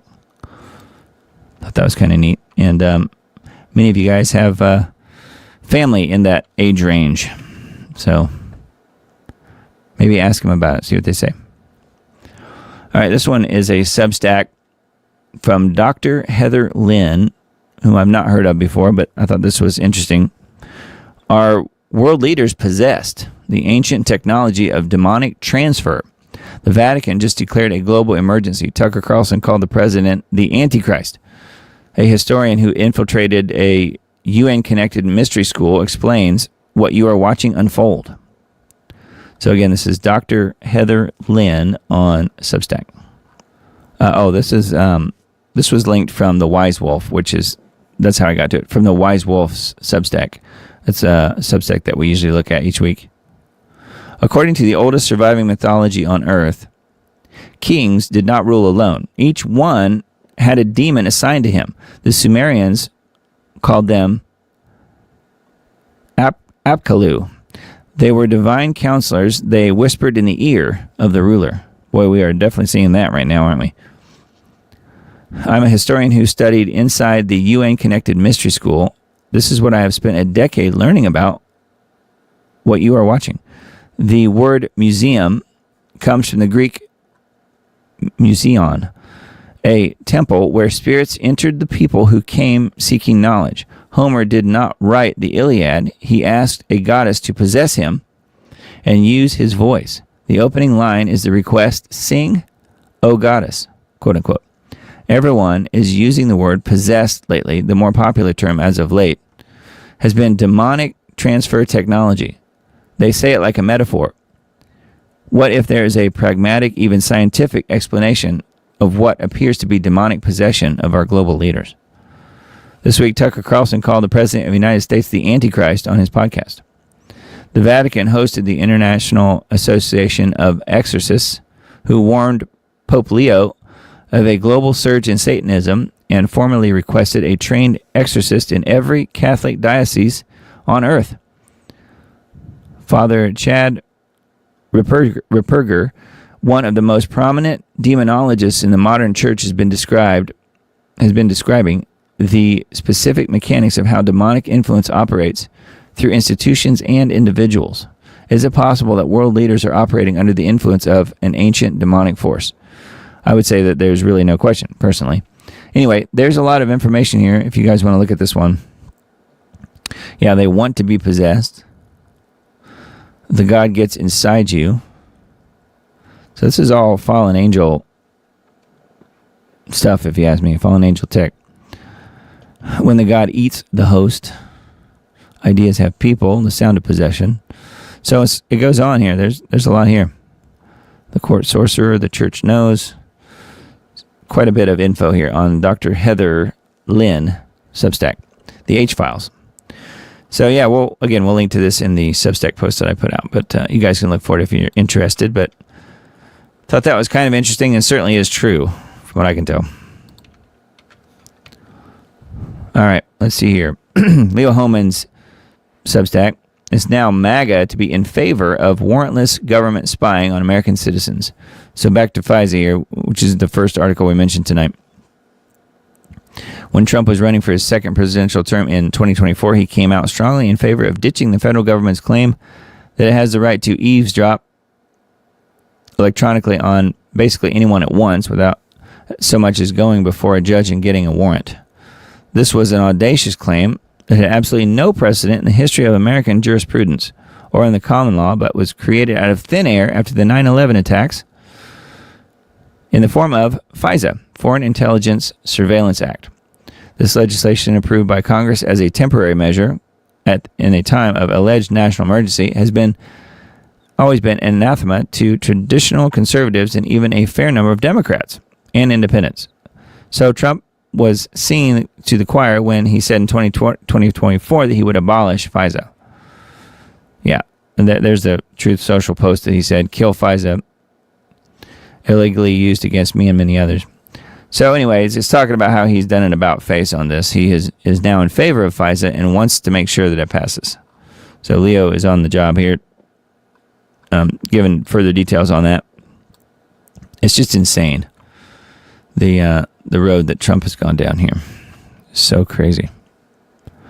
Trump in meltdown mode portrays himself as Jesus Christ. And of course he does. Although he claims he thought he was a doctor, not Jesus at all. This is just the latest attempt by Trump to distract the public from his epic failure in Iran. And the fact is, he's delivered almost nothing of what he's promised. Yeah, here's a picture here. Yeah, he posted that and then he deleted it. Yeah, he says, "No, I thought I was just a doctor." Yeah, because doctors use light to fix and heal patients. Makes sense. With all the angelic stuff, and I guess you could even say demonic stuff behind him, above him, and everything. So insane.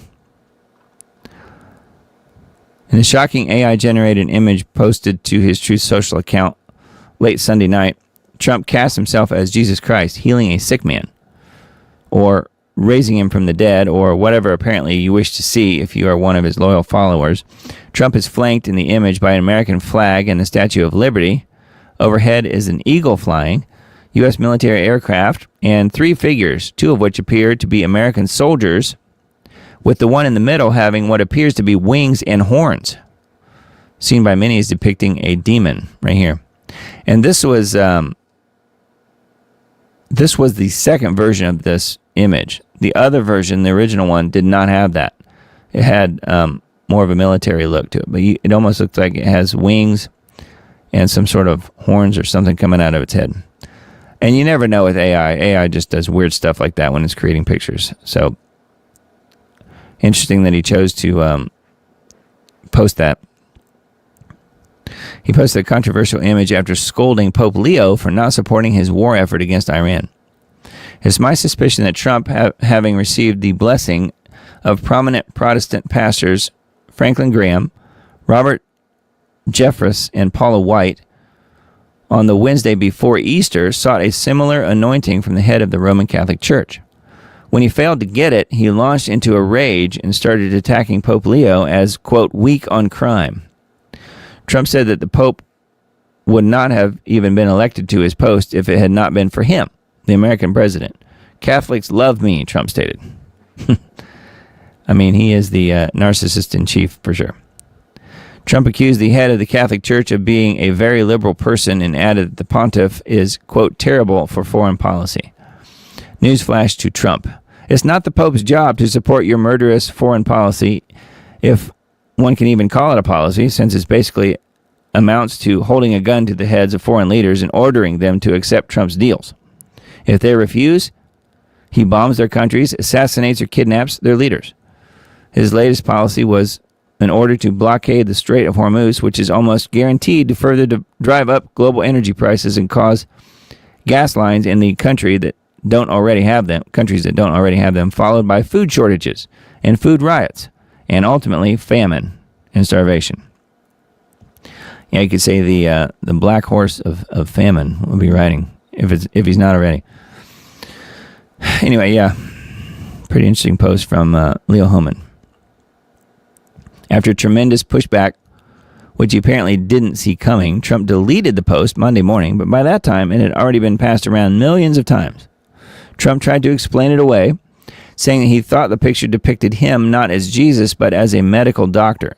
It's supposed to be me as a doctor making people better, and I do make people better. I make a lot of people better, he said. You be the judge as to whether he looks like a doctor or a deity.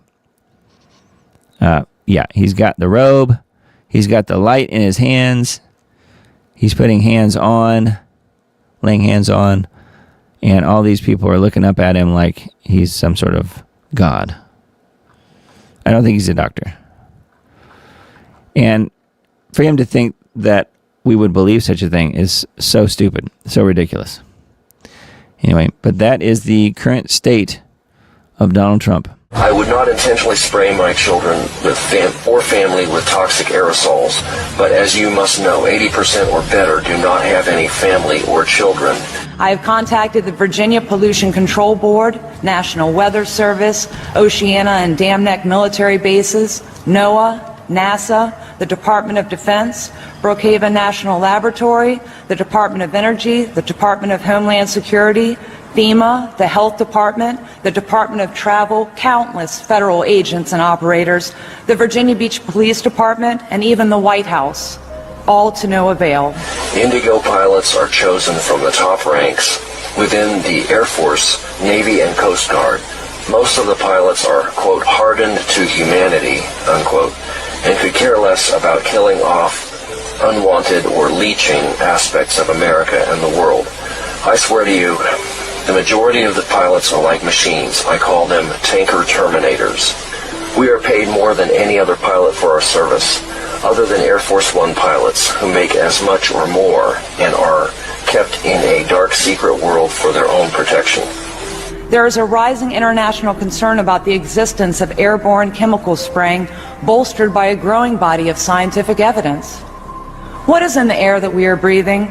A decade and a half into public radar, the fight against aerial geoengineering has shifted from fringe suspicion to a populist front line against unelected technocrats playing God with the atmosphere. We're in a war. This is a war against me, you, our children, our grandchildren, and generations to come. This is war raged upon us. These programs consist of spraying tons of patented aerosol pollutants into our skies without public consent. This includes aluminum, barium, strontium, and more. I don't want some creep ramming chemicals down my throat without my permission. Pushback has finally reached the EPA and the HHS, now forced to at least pretend to look into it amid mounting state-level revolts. The Environmental Protection Agency established public reporting systems and launched dedicated web resources on contrails and geoengineering, claiming total transparency. Now, in the case of stratospheric aerosol injection, it's not like it's thoroughly studied, it's approved, it's trusted. Instead, you have people who just want to do it on their own, like try to get themselves someone to hand over $1 billion to just go dump a whole bunch of sulfur dioxide into the stratosphere. There are entities and people who would want to drastically scale these activities up. In multiple states, including Florida, Tennessee, and Montana, legislation passed or advanced outright prohibiting weather modification and geoengineering, with bills in over a dozen other states demanding investigations into suspected atmospheric tampering. A federal Clear Skies Act proposal seeks to ban such activities nationwide, complete with EPA-led probes into public complaints. And we have documents to prove the existence of these programs going back decades, documents hundreds of pages long. We have an 800-page U.S. Senate document from 1978 outlining the scope and scale of these programs then, specifically calling for intergovernmental cooperation, even between, quote, otherwise adversarial nations, because of the cross-border ramifications of these programs. You can't just geoengineer over your own country. Who's the biggest player? Obviously, the United States of America, because of the size of our military. The U.S. military has 3 times more aerial tankers, which are the primary aircraft used in these operations, 3 times more than all other militaries in the world combined. Soil, water, and snow samples across the heartland still show anomalous metal spikes correlating with heavy spray days, while respiratory issues, brain fog, crop failures, and bizarre weather patterns fuel demands for real answers. The amount of aluminum in our soil now is 5 times to 10 times higher than it was even last year. They're now creating crops that aren't bothered by aluminum. It's like, okay, well, we're going to pump the skies full of aluminum. Then you're going to be forced to buy our aluminum-resistant seeds to survive, which is just crazy. What began as bold vows to expose the aerial spraying of aluminum, barium, and strontium has been reduced to bureaucratic whispers. Kennedy's warnings of stratospheric aerosol injections and weather weaponization have been abandoned. Another knife in the back from those who swore they'd stand with the people against the globalist experiment over our heads. John Bound reporting for Influence. Yeah, in the last clip there of the girl on stage, you were supposed to be looking at the sky, not at the girl on stage. And if you do that, you will see that the sky was just absolutely horrendous, just completely full of trails. And you kind of miss that if you end up just watching the girl. But I don't know who she was, but anyway, I thought it was an interesting video that John Bound put together there, and it was good that Dane was in it. I wasn't even sure that he was going to be in that video clip. I'm not real sure why anyone would leave him out, being as how geoengineeringwatch.org is really the preeminent website out there about the ongoing climate engineering programs that are happening all over the world. So I'm glad that he did put some, few seconds or whatever in a couple minutes or so of Dane talking from the Tucker Carlson show when he was on there as a guest recently. So anyway, I wanted to show that video just because I thought it was a pretty good wrap up. All right, and then this one from IBT, International Business Times. This is a little bit more information about what we mentioned earlier. U.S. Navy fires on Iranian vessel as the IRGC claims it forced U.S. retreat. Fears of wider Gulf escalation intensify. But don't worry, the peace talks tomorrow will fix it all. Conflicting reports emerged from a naval encounter between U.S. and Iranian forces in the strategically vital Gulf region.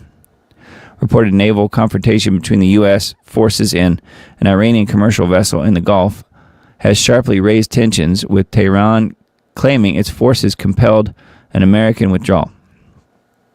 The incident, first detailed by Iranian state-linked media on April 20th, 2026, I guess that means, well, it's April 20th over there now, centers on an exchange involving the U.S. Navy and Iran's Islamic Revolutionary Guard Corps, IRGC, naval units, while Iranian authorities assert that their rapid response forced U.S. forces to retreat. There has been no immediate confirmation from the Pentagon or independent observers. Yeah, and there probably won't be if there was any retreating involved. So I don't know. So sort of a back and forth here. You never know what to believe, but I tend to believe the people who are reporting on things that are not the U.S. government, because that generally does not involve any truth from what I've experienced. All right. We were talking about Gen Z and Gen Alpha or whatever it was earlier. This is a little bit more information on this. Gen Z workers are so fearful AI will take their job, they're intentionally sabotaging their company's AI rollout. This is on Fortune magazine. AI's capabilities are growing, more sophisticated by the day, and business leaders are rushing to adopt this technology to remain competitive. So this is just a preview here because I'm not subscribed to Fortune, so I can't really show it for you here, but it is interesting that they're sabotaging their company's AI rollouts. So this is a little bit more of a follow-up on what we were talking about earlier with people of that age wanting to, kind of yearning for the previous years where we didn't have all this crazy technology taking our lives over. All right, and then this one, Axios, Trump shocked Netanyahu with post declaring Lebanon strikes prohibited. Yeah, and he did say that, but it makes me think that Bibi just probably shrugged and walked away. Because since when does Israel ever do what Trump says? In fact, it's quite the opposite, isn't it? Israel asked the White House for clarifications about President Trump's post that Israel was prohibited, quote unquote, from conducting airstrikes in Lebanon.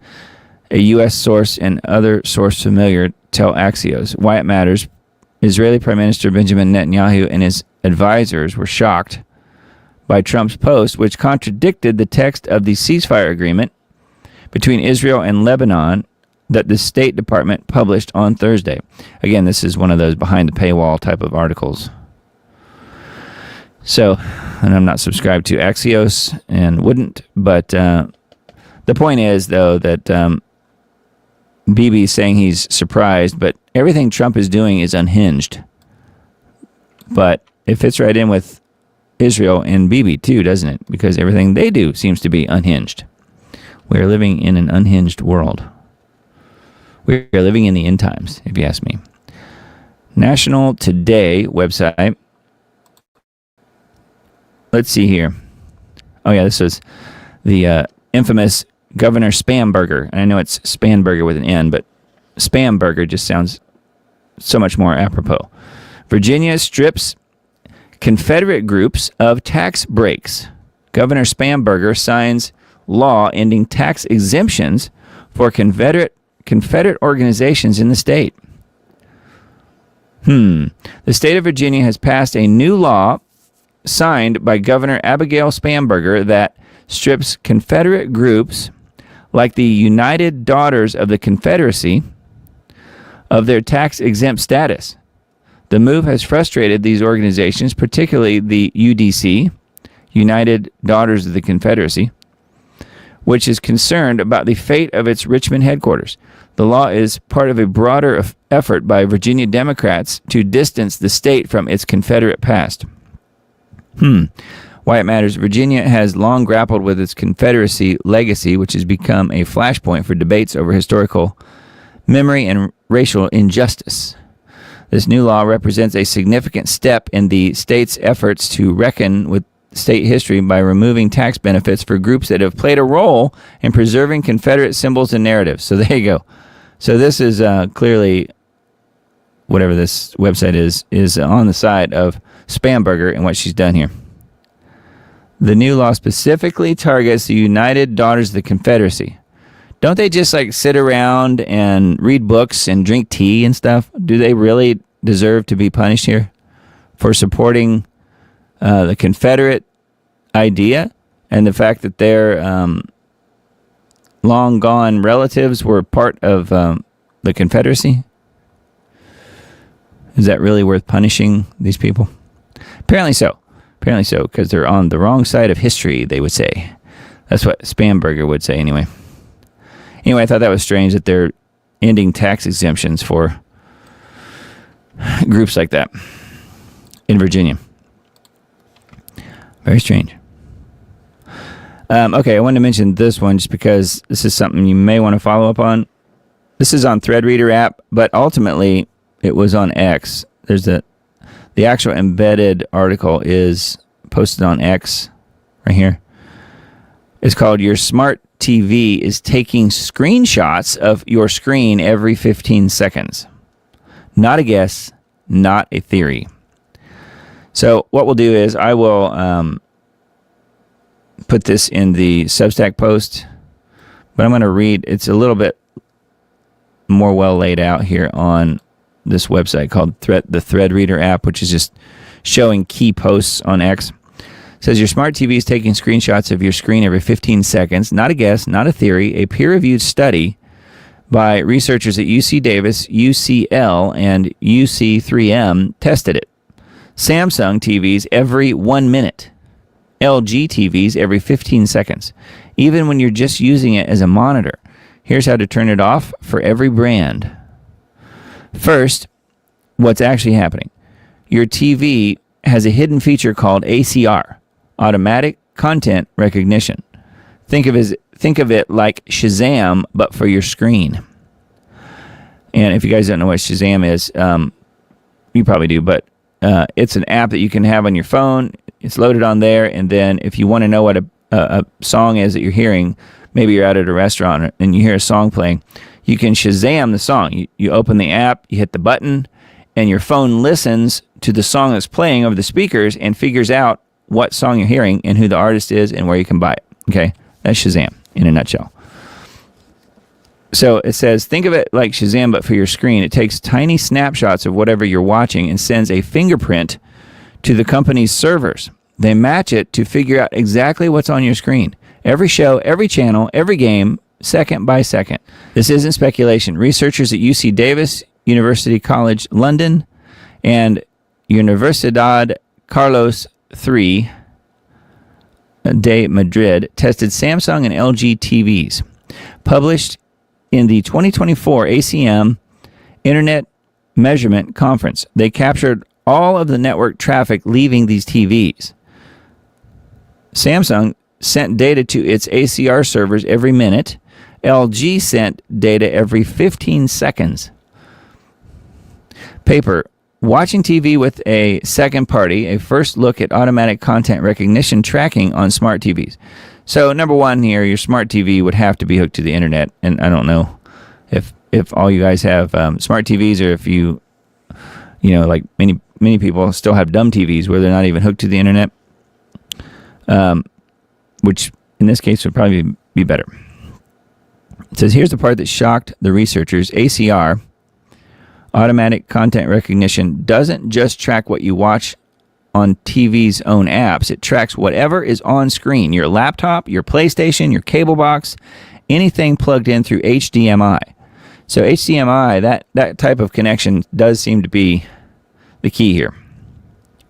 And an internet connection. Direct quote from the paper, ACR network traffic exists when watching linear TV and when using smart TV as an external display using HDMI.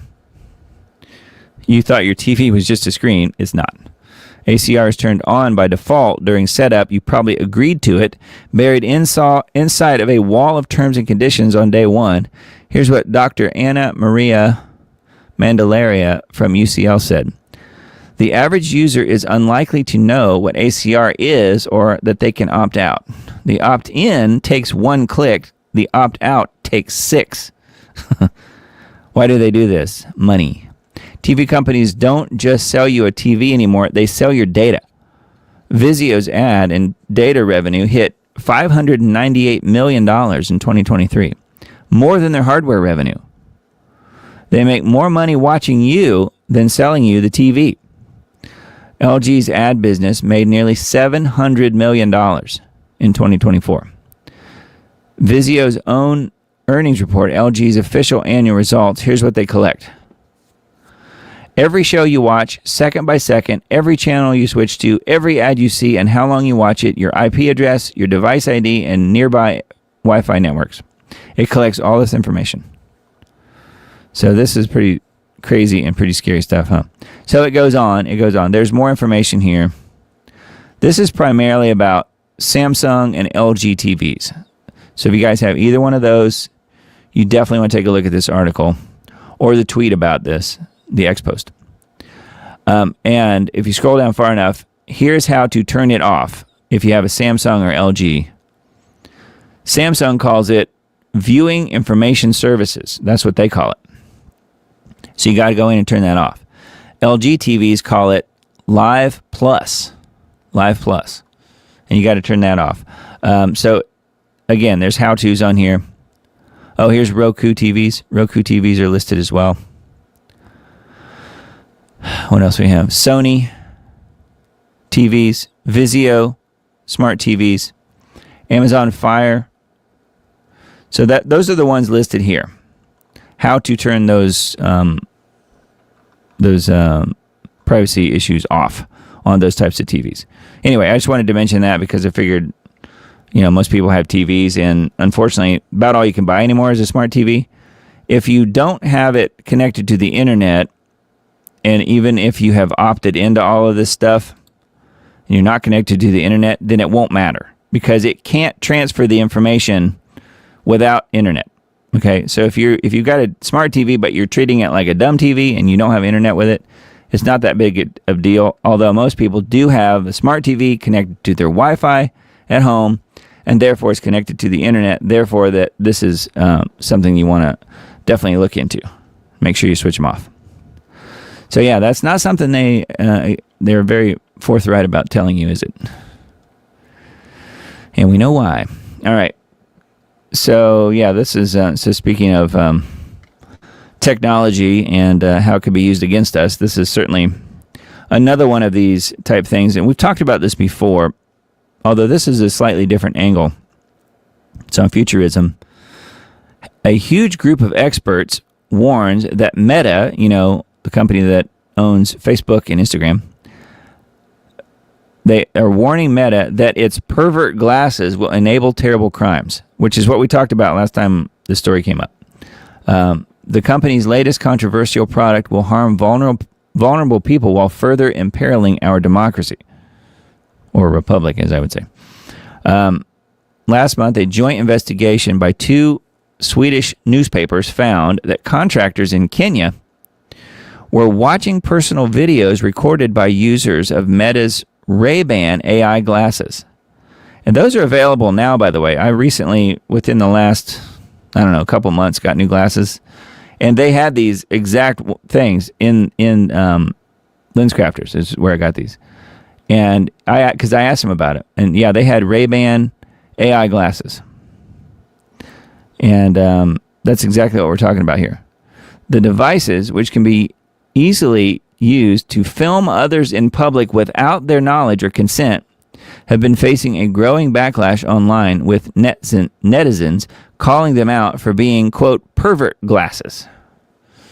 Now, Meta's plans to add facial recognition tech to its hardware as part of a new feature internally dubbed Name Tag has outraged rights groups.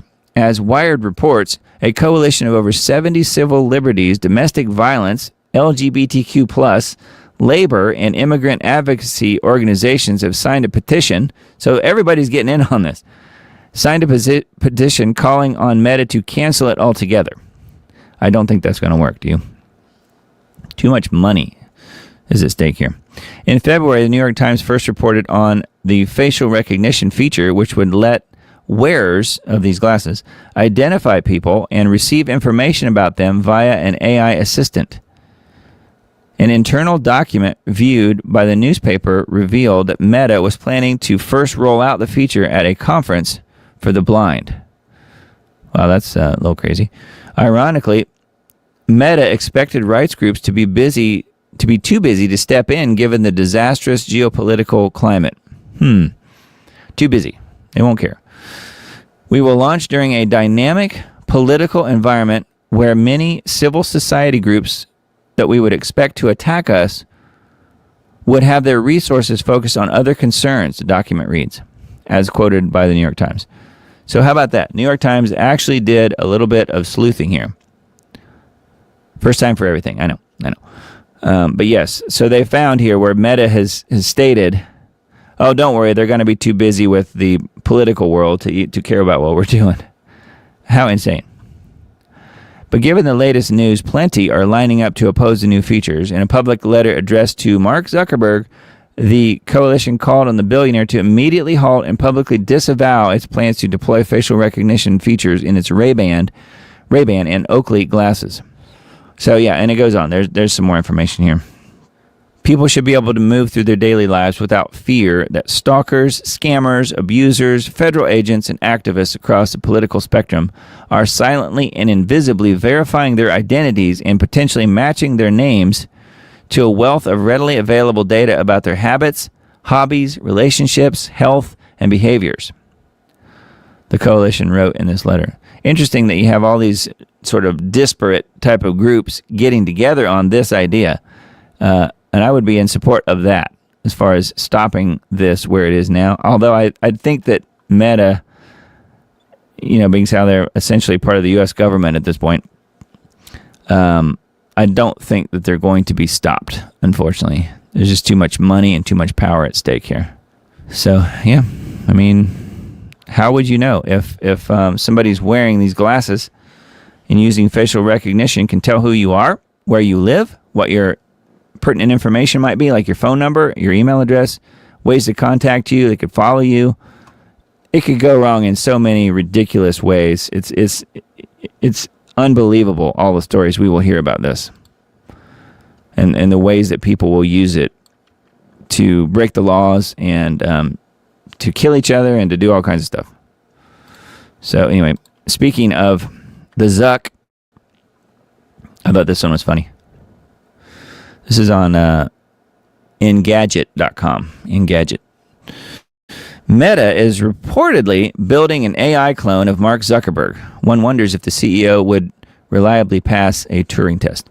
Well, my comment here was that isn't the original Mark Zuckerberg an AI clone? Because he sure acts like one. He looks like one, too.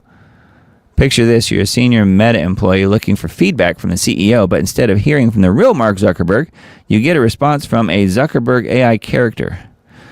As absurd as that sounds, it could eventually be a reality. Meta is reportedly working on such an AI character, training it on Zuck's mannerisms, tone, and publicly available statements, according to Financial Times.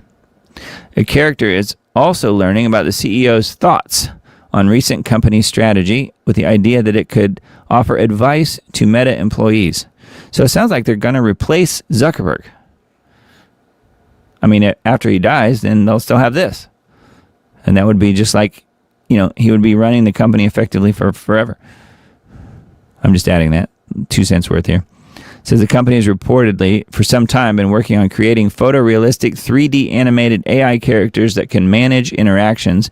However, it now appears to be focusing on Zuckerberg AI character, which would interact with employees when the CEO can't or doesn't want to. Additional AI tool follows last month's news that Zuckerberg is creating an AI agent to help him do his job. Yeah. It would reportedly do things like finding answers for him, but there aren't many details of the still developing AI agent. Man. Anyway, I thought he already was an AI agent or robot or something. But maybe not. Singularity Hub. All right, we're kind of into the tech area of the show, I guess. How to build better digital twins of the human brain. Brain twins, where regions are allowed to compete for resources, behave more like the real thing. Do you have a brain twin out there?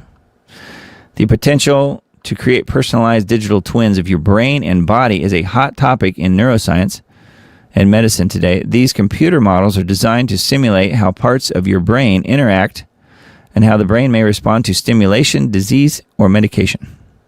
The extraordinary complexity of the brain's billions of neurons makes this a very difficult task, of course, even in the era of AI and big data. Until now, whole brain models have struggled to capture what makes each brain unique. Yeah, I would think that would be as God intended. People's brains are all wired slightly differently, so everyone has a unique network of neural connections that represent a kind of brain fingerprint. Wouldn't that be called a brain print? However, most so-called brain twins are currently more like distant cousins. Their performance is barely any closer to the real thing than if the model were using the wiring diagram of a random stranger. This matters because digital twins are increasingly proposed as tools for testing treatments by computer simulation before applying them to real people. If these models fail to capture fundamental principles of each patient's unique brain organization, their predictions won't be personalized and, in worst cases, could be misleading. In our latest study published in Nature Neuroscience, we show that realistic digital brain twins require something that many existing models overlook: competition between the brain's different systems. Our findings suggest that without competition, digital twins risk being overly generic, missing out on what makes you, you. So, excess of cooperation. So some of these different sections here. No longer lost in translation. I guess that's all. So there's some more information here on this article on Singularity Hub. Yeah. Digital twins of the human brain. This one from Natural News I came across. Pope Leo and Trump exchange accusations over wars and religious imagery. Pontiff warns of tyrants ravaging the world during the Cameroon visit. Pope Leo criticized world leaders who justify wars using religious language during a public address in Cameroon on Thursday, April 16th. According to reports from the BBC, he stated the world is being ravaged by a handful of tyrants, a remark widely interpreted by observers as targeting military actions by the United States and Israel. Well, he wouldn't be wrong, would he? His comments escalated a public dispute with Trump, who was sworn into office for a second term in January 25. The pontiffs first focused on the English-speaking regions of Cameroon, where a separatist conflict has persisted for nearly a decade, resulting in thousands of deaths. Escalating exchange follows Pope's unjust war label. The verbal conflict reportedly began after Leo labeled the U.S. and Israeli military campaign against Iran as an unjust war, according to a report from metro.co.uk. In response, Trump posted a lengthy attack on his Truth Social platform, calling the Pope weak on crime and terrible on foreign policy. And remember what we read a little bit ago when we were talking about his post depicting himself as Jesus. The Pope didn't automatically come out and say how wonderful Trump was and how, yes, he really was like Jesus. So he didn't do that, and so therefore went on the attack against the Pope. And I don't like the Pope either, don't get me wrong. I don't like either one of these people. I think they're both insane. Although Trump may be more so, which is hard to believe. In his post, the former president also accused the pontiff of being acceptable to Iran possessing a nuclear weapon. This exchange highlights ongoing tensions between the Vatican's diplomatic stance on international conflicts and the policies of the current U.S. administration. AI-generated image deletion further fuel controversy. So that's the image we were talking about when Trump posted the picture of himself resembling Jesus. When asked by Reuters about engaging in debate with Trump, Leo said, "I don't want to get into a debate with him." So he took the high road. The incident underscores the intersection of global religious authority, digital media, and contemporary political discourse. Pontiff's speech condemns manipulation of religion, and it goes on. So there's a little bit more here. So that's on Natural News. Thought that was kind of interesting. And yes, don't forget, Pope, though, that the current president of the United States could be the king of Israel one day. We talked about that before. We will see what happens. I thought this was weird. It's probably more weird just based on the headline. It's probably not as strange as this headline makes it sound. U.S. Navy deploys sea robots to sweep Hormuz choke points for mines. Sea robots. Mine-sweeping push unfolding alongside the U.S. blockade at Hormuz. U.S. military is deploying unmanned and autonomous surface platforms that can tow an advanced mine-hunting sonar system to detect sea mines that were deployed by Iranian naval forces. This development comes even as Iran closed the Hormuz choke point on Saturday morning. I think it's been closed. By Sunday morning, Iran's chief negotiator said some progress had been made in the negotiations with the U.S., but there's still a long way to go. So it just depends on who you ask.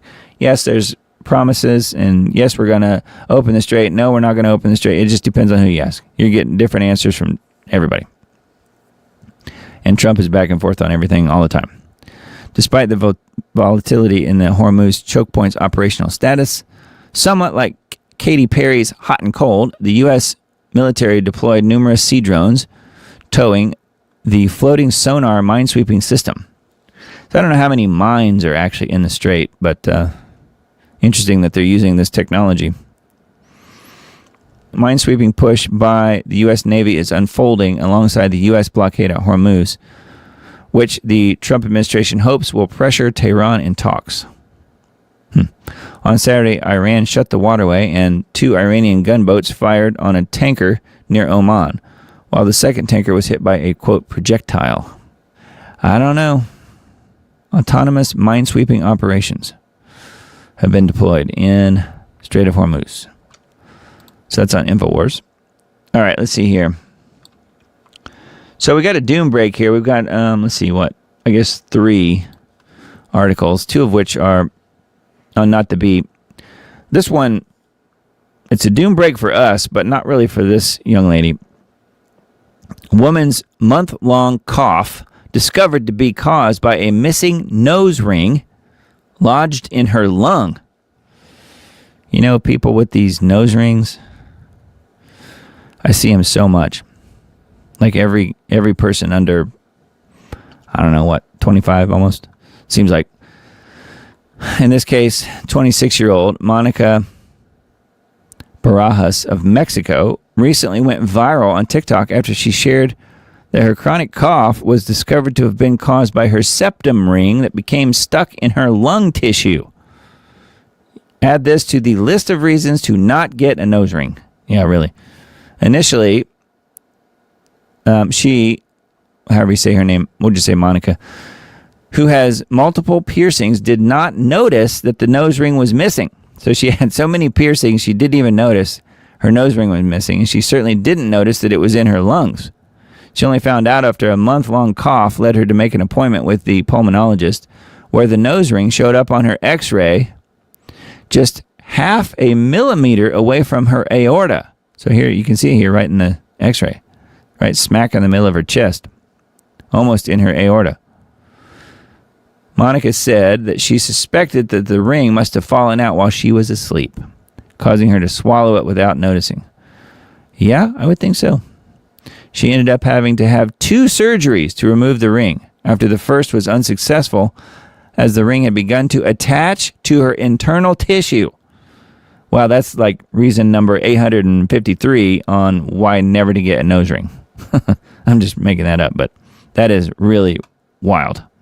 Despite being dangerously close to her aorta and a risk for puncturing her lung as well, the doctors were able to safely remove the nose ring on the second attempt. So she had a lung ring. I mean, she did one better. Yeah. So that is total insanity. Nose ring that became a lung ring. So that's, I guess, it's kind of a doom break for us, but like I said, not really for her. All right, and then this one, also on Not the Bee. Mustard manufacturer, you guys like mustard? Mustard manufacturer goes to prison for polluting the river with, you guessed it, mustard. I can't get my kids to eat mustard for the life of me. Personally, I love the stuff. I put it on hot dogs, sausages, deli sandwiches, pretzels, chicken nuggets. Heck, add a little honey to it, and I'll top a salad with mustard. But I draw the line at putting mustard on fish. That's not me talking. That's just reading the article. So I totally get why New Hampshire and the United States government just threw the book at the Old Dutch Mustard Company and its owner, Charles Santich, for illegally pumping mustard waste products into the Souhegan River. Charles Santich, 60, of New York, was sentenced today by U.S. District Court Judge McCafferty to 18 months in federal prison, 1 year of supervised release, and ordered to pay a $250,000 fine. The court sentenced Old Dutch Mustard Company, Incorporated, to pay a $1.5 million fine and to establish environmental compliance and ethics programs. Old Mr. Santich, I get it, Old Mr. Santich instead of Old Dutch Mustard, apparently didn't want to pay the extra shipping charges for properly disposing of his waste products, so he had a pipe secretly constructed to dump them in the river. Yeah, that didn't work out too well for him, did it? So here's where we get punny. What's some of the other commentary here? We get punny. Now, I don't relish overregulation when it comes to the feds and the EPA, but we've got to have some rules about this sort of thing. This guy dumped enough acidic waste into the water to kill off a bunch of fish and ruin the river for everyone else. In the end, purposely polluting a waterway just to save a few bucks just doesn't cut the mustard. That's right, I said it. It's not a typo. Anyway, mustard in the river. I don't think I've ever heard that one before. All right, and then this one, you have to have, if you're going to have mustard in the river, you have to have a story about, I mean, why wouldn't you? Have a story about plop, plop, whiz, whiz in-vehicle toilets are coming soon. I kid you not. In-vehicle toilets. That is like the worst idea imaginable. So this is probably, I'm guessing, an AI-generated picture. Because in the end here, it says that they don't know that they'll actually build this. It says, well, humanity had a good run, guys, but just when it seems like car makers had finally run out of goofy gimmicks to cram into vehicles, along comes the next great leap forward in automotive innovation. It's the car toilet. Yep. Now you can really go from 0 to 60 while sitting on your own personal porcelain throne built right into the seat. The lucky passengers in the back seat are sure to love that little feature. And look, to be fair, there's a tiny sliver of logic here. If somebody is driving late at night, stuck in the middle of nowhere, or parked somewhere it feels a little sketchy, the idea of not having to sprint into a gas station bathroom that looks and smells like a crime scene does have some legit appeal, but still. There's a big difference between I can see the use and please let me unbutton my pants to go.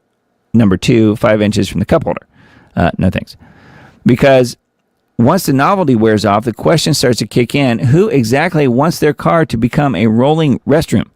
Chinese automaker Seres, S-E-R-E-S, has patented what it calls a in-vehicle toilet, and yes, it appears to be exactly what it sounds like. A crapper built into your car seat. Oh, man. See, and again, we are breaking news that proves we are living in the end times. This, I think, helps sum that up pretty nicely. Yeah. So, anyways, but leave it to the Chinese to develop something like this. Maybe the Chinese would do something like this, have an in-car toilet. I mean, they do have toilets in, like, you know, buses and things like that, where you can have privacy, like in a plane or a bus or something. But no, not like this. Not like this. That's just wrong.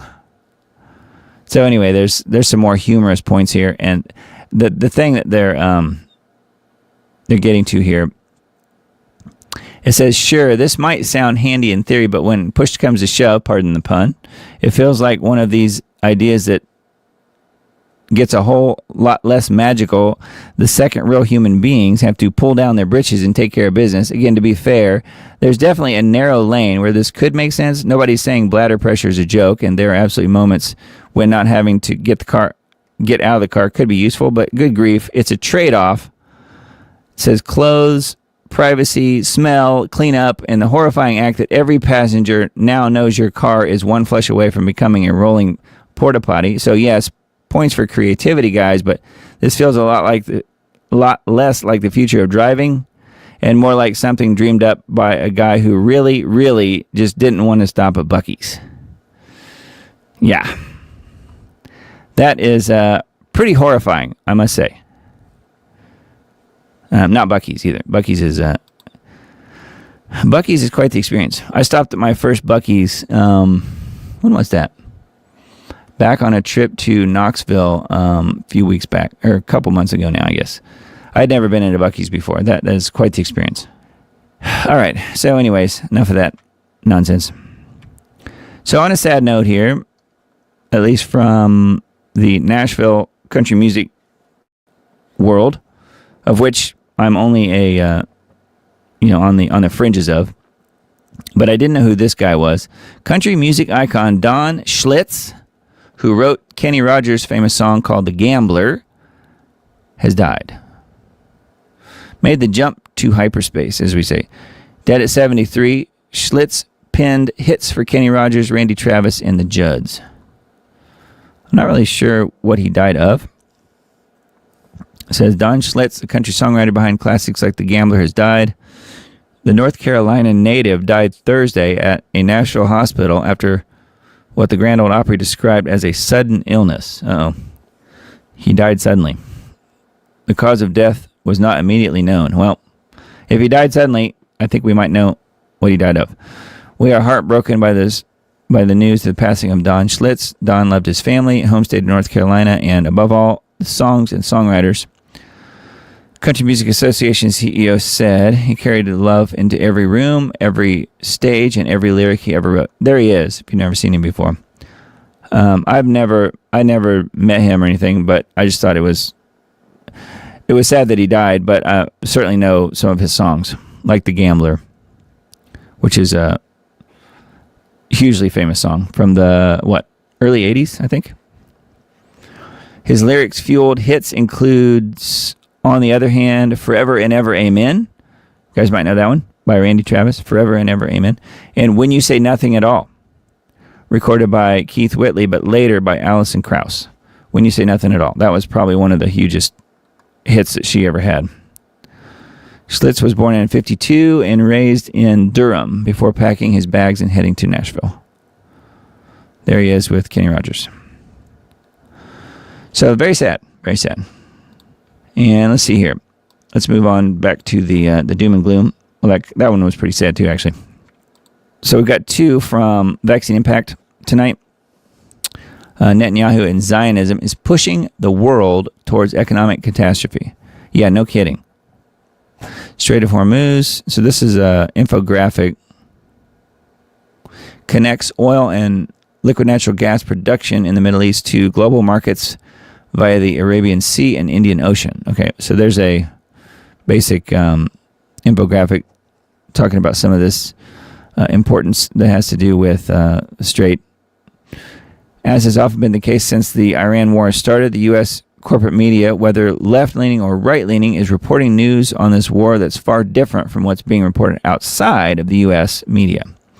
So here are two very recent interviews that are both about 30 minutes long, giving the other side of what actually happened this past weekend with the negotiations in Islamabad, where J.D. Vance, as well as led by J.D. Vance, as well as views on the alleged current blockade in the Strait by the U.S. military. Wall Street Journal had actually published a story stating that the U.S. was going to assassinate the delegation from Iran. See, I mentioned that earlier.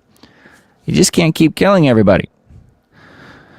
Assassinate the delegation from Iran, which forced them to return to Iran in secret after the meetings ended. I mean, that is exactly how Israel operates. Professor Mirandia, who lives and teaches in Tehran and is a U.S. citizen, was actually at the negotiations. And at the time of this writing, this is his most recent interview with Glenn Deason. He states that the Iranians fully expect a resumption of attacks by Israel and the U.S. and that they are preparing for it. I think they would be right. He stated that Netanyahu and Zionism is pushing the world towards economic catastrophe And he also states that if they attack Iran's energy infrastructure, that they will start attacking the infrastructure of the rich Arab Gulf states, starting with the UAE, which he states they can completely destroy in one day. So could that be what's in store for this week? UAE losing their infrastructure? Man, so something to watch for sure. But yeah, I mean, certainly we are not getting the truth from our press. So here's the interview, I guess, embedded here on this article on vaccine impact. So yeah, that one, pretty important. Netanyahu and Zionism pushing the world towards economic catastrophe.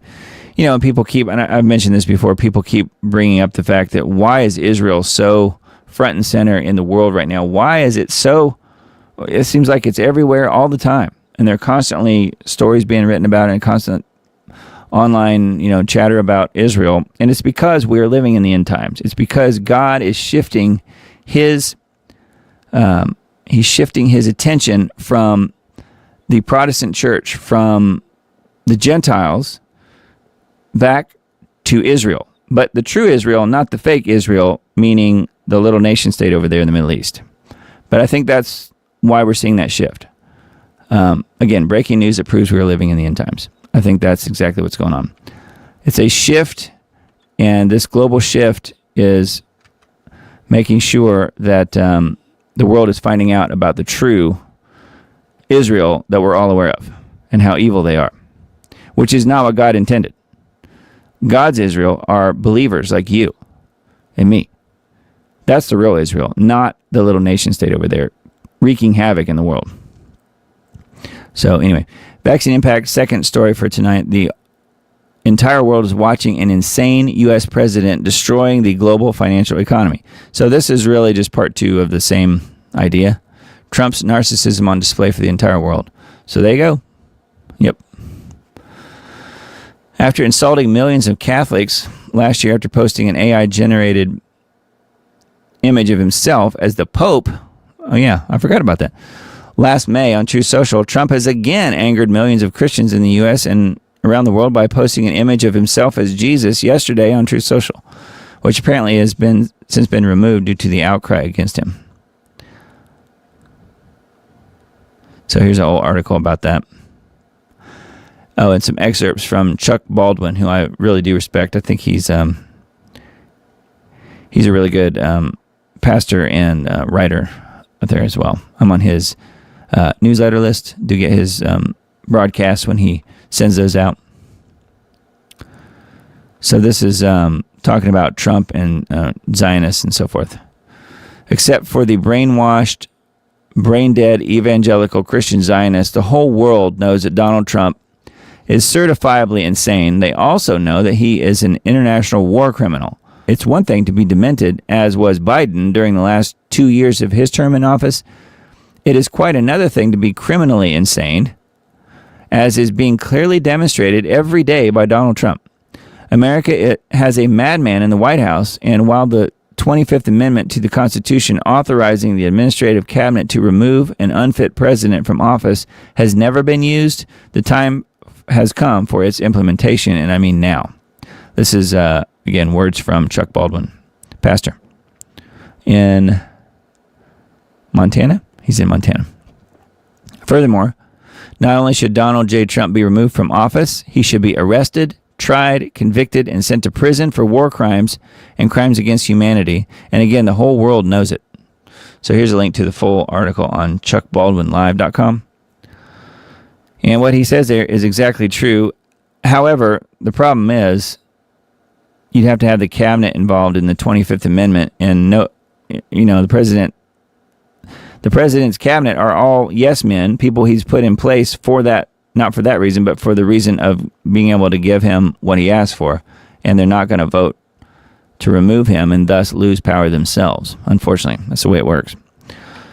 Okay, so we got GeoWatch for this week. Global Alert News. Unusual airborne toxin. Every breath we take is contaminated. Unusual airborne toxin detected in the U.S. for the first time. Hidden toxins may be drifting into the air. That's a Science Daily quote. Brain-eating amoebas may pose a growing global threat, scientists warn. Scientists warn. That's from Science Alert. Yeah, brain-eating amoebas. I wonder if that's what Trump has. Mystery skyquakes. I thought this one was very peculiar. Mystery skyquakes are ripping through the world, and nobody knows why. That's a BBC headline. The so-called science community doesn't seem to have a clue about much of anything anymore. Perhaps that is their purpose and what they're paid to do. To pacify populations until the brutal, bitter end. As Mr. Dane would say. He's not wrong. So GeoWatch Global Alert News, that's episode 558. Embedded here on the page. And we also had this one, which is just the 90-second alert version of the same story. Unusual airborne toxin. He says, add this to the already list of toxic elements that we're inhaling and try not to breathe. Yeah. Try real hard. Okay, so we were talking about Trump earlier. I wanted to go through this, but let me play a short video and we will come back to that in just a sec. Many Americans are unaware that behind the scenes, the technical backbone of the financial system is decades out of date, many, many years out of date. You know that. Paul and others are straightening it out, but payments and money transfers are costly and take days or even weeks to clear. Under this bill, the entire ancient system will be eligible for a 21st century upgrade using the state-of-the-art crypto technology. The new structure bill. On the one hand, the entire monetary apparatus would migrate on-chain, powered by decentralized crypto protocols that could finally rip power away from the unelected Federal Reserve overlords and their endless fiat printing presses. A full-spectrum overhaul, positioning America at the vanguard of a digital asset revolution while the globalist dinosaurs in London and Brussels scramble to keep their centralized stranglehold intact. On the other hand, as the roughly $800 billion investment by the UAE, Japan, and Silicon Valley to build vampiric data centers reaches a fever pitch, this new structure could be the Trojan horse for something far more sinister. So then you'll be living in a world that you didn't agree to, didn't vote for, that you are co-inhabiting with a super-intelligent alien species that answers to the goals and rules of a corporation. An entity which has access to the comms, beliefs, everything you ever said, and the whereabouts of every person in the country via your personal data. Surveillance capitalism can toggle pretty quickly into digital totalitarianism. At best, these tech giants become the self-appointed arbiters of human good, which is the fox guarding the henhouse.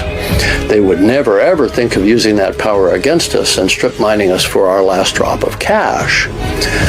That's a scarier scenario than what I presented in the Terminator 40 years ago, if for no other reason than it's no longer science fiction. Programmable money, total surveillance tied to digital IDs, and the slow march toward CBDC enslavement wrapped in a crypto name tag. There will be no privacy, and it's a very effective controlling mechanism by the government. What I mean is all the transactions will be known. All transactions done with digital currencies will be known, which is good for illegal activities, getting control of illegal activities. But it also means that the government has a great deal of control. For example, they can tax that way. They can take your money. They can establish foreign exchange controls and the like. And so that's something that will be an increasing issue, particularly for international holders of that currency, because they might feel, let's say, if you're a Frenchman and they wanted to have sanctions, they could take your money, of course, and so on. So there's the privacy issue of that. And if you're politically disfavored, you could be shut off. Politically disfavored, you could be shut off. Yes. So do you think that is the right thing to do for America, to have boots on the ground or even be involved in attacking Iran? I mean, we were the first aggressor here. We fired the first shots in Iran. Is that the right thing to do for our country? That is the right thing to do if you want to implement the digital control grid. It's not the right thing to do if you want to represent America. But this has nothing to do with American national interests. This has to do with essentially a syndicate asserting sufficient control to implement the next phase of the financial system. The same technocrats who've pushed Agenda 2030 for years aren't about to surrender control. They're rebranding it as progress, luring in the masses with promises of efficiency while embedding backdoors for tracking every transaction, freezing dissenters' assets, and enforcing social credit scores in real time. The real question remains, is Trump delivering liberation from the debt slave matrix or accelerating the beast system's digital noose? John Bound reporting for InfoWars. Well, I definitely think he is advancing the digital noose, yes, but he is definitely implementing the beast system too. I think it's both. This is an important thing, I think, that I found that has some numbers here, so hopefully it's not too hard to follow, because sometimes when you're talking about things with lots of numbers, I'll try and go slow so you guys can kind of take in what I'm saying. But it starts out with this talk here on Trump as Cyrus, which, I'm sure many of you guys have heard about this. Most are aware of the comparisons of Trump to Cyrus, the 45th president, and Isaiah 45. The themes surrounding one of the most prophetic weeks in recent history centered around Solomon. Cyrus and Solomon were the temple builders, and the builder arrived in Jerusalem. We have long held that Trump will initiate a series of events that will result in the building of the temple. In Trump, we have a man of great wealth, known for his ability to make deals, constructing great buildings, and one who divides. Now take a moment and consider each of these undeniable characteristics in relation to Jerusalem. The Sanhedrin clamored for Trump to fulfill the Solomon mandate, quote unquote, upon his arrival in Jerusalem. Trump prayed for wisdom, and in the hometown of Solomon, the wisest man to ever live. The man who would also be the wealthiest man to ever live because of the fact that he'd asked God for wisdom. This came the day following his meeting with King Solomon, says Solomon, and on the day Solomon, which is Solomon, carried out the Manchester attacks. So interesting, huh? Trump dealt with Solomon, walked in Solomon's footsteps, and Solomon bombed Manchester. Trump danced with swords in the year of the sword and fondled the world.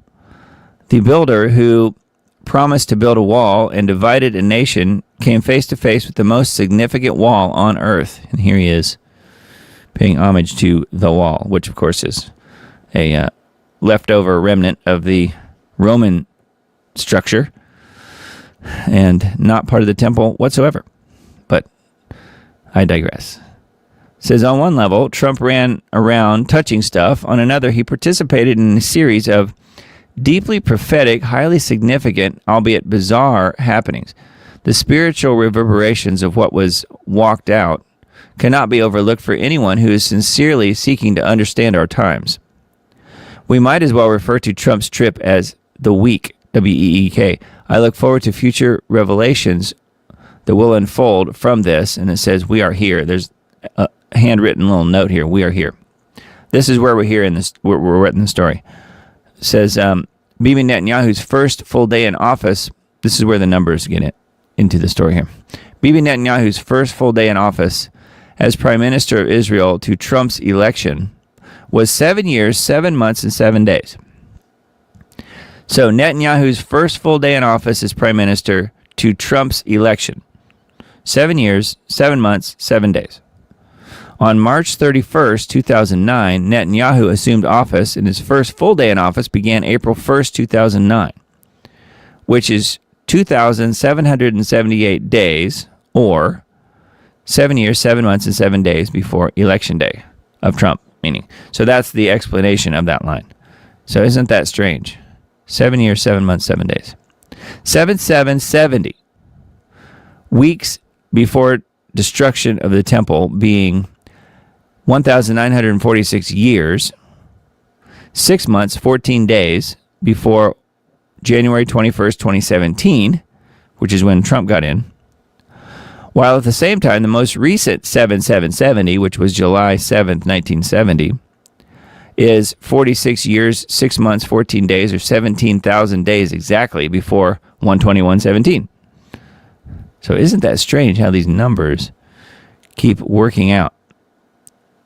In other words, Trump, who was born on the 6th month and 14th day of 1946, took office 1,946 years, 6 months, and 14 days after 77 and 70 AD, which was weeks before the temple destruction. So that's what this whole thing is getting to. I just thought that was really interesting. Trump was born on the 6th month, 14th day of 1946. So that's June 14th, 1946. He took office 1,946 years, 6 months, and 14 days. So the same numbers. 1,946 years, 6 months, 14 days after 7770 AD, which was right about when the temple was destroyed. The second temple. So isn't that strange?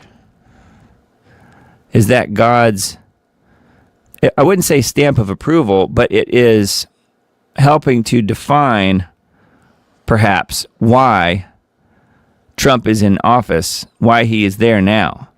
He is the one, for whatever reason, for good or for evil, he was the one chosen to be there at this time. And I think those numbers help confirm that. So isn't that bizarre? So Trump, as evil as you might think he is, or as good as you might think he is, no matter which side you're on there, the numbers don't lie. That's what I'm getting at. He's there for a reason. And the building of the third temple apparently is part of the reason. The unrolling of this digital prison, this beast system that we were just talking about in the last video, is part of this system, which helps also, I think, also prove that we are living in the end times. So isn't that wild? Anyway, I thought that was really interesting, and I wanted to relay it to you guys because I knew you guys would know exactly what I was talking about there. All right, so back to we'll look at the scheduled weather. We talked about GeoWatch before we had that little departure about the Trump stuff. So this is, I guess, the next 10 days, next bit of scheduled weather we have, April 25th through 29th.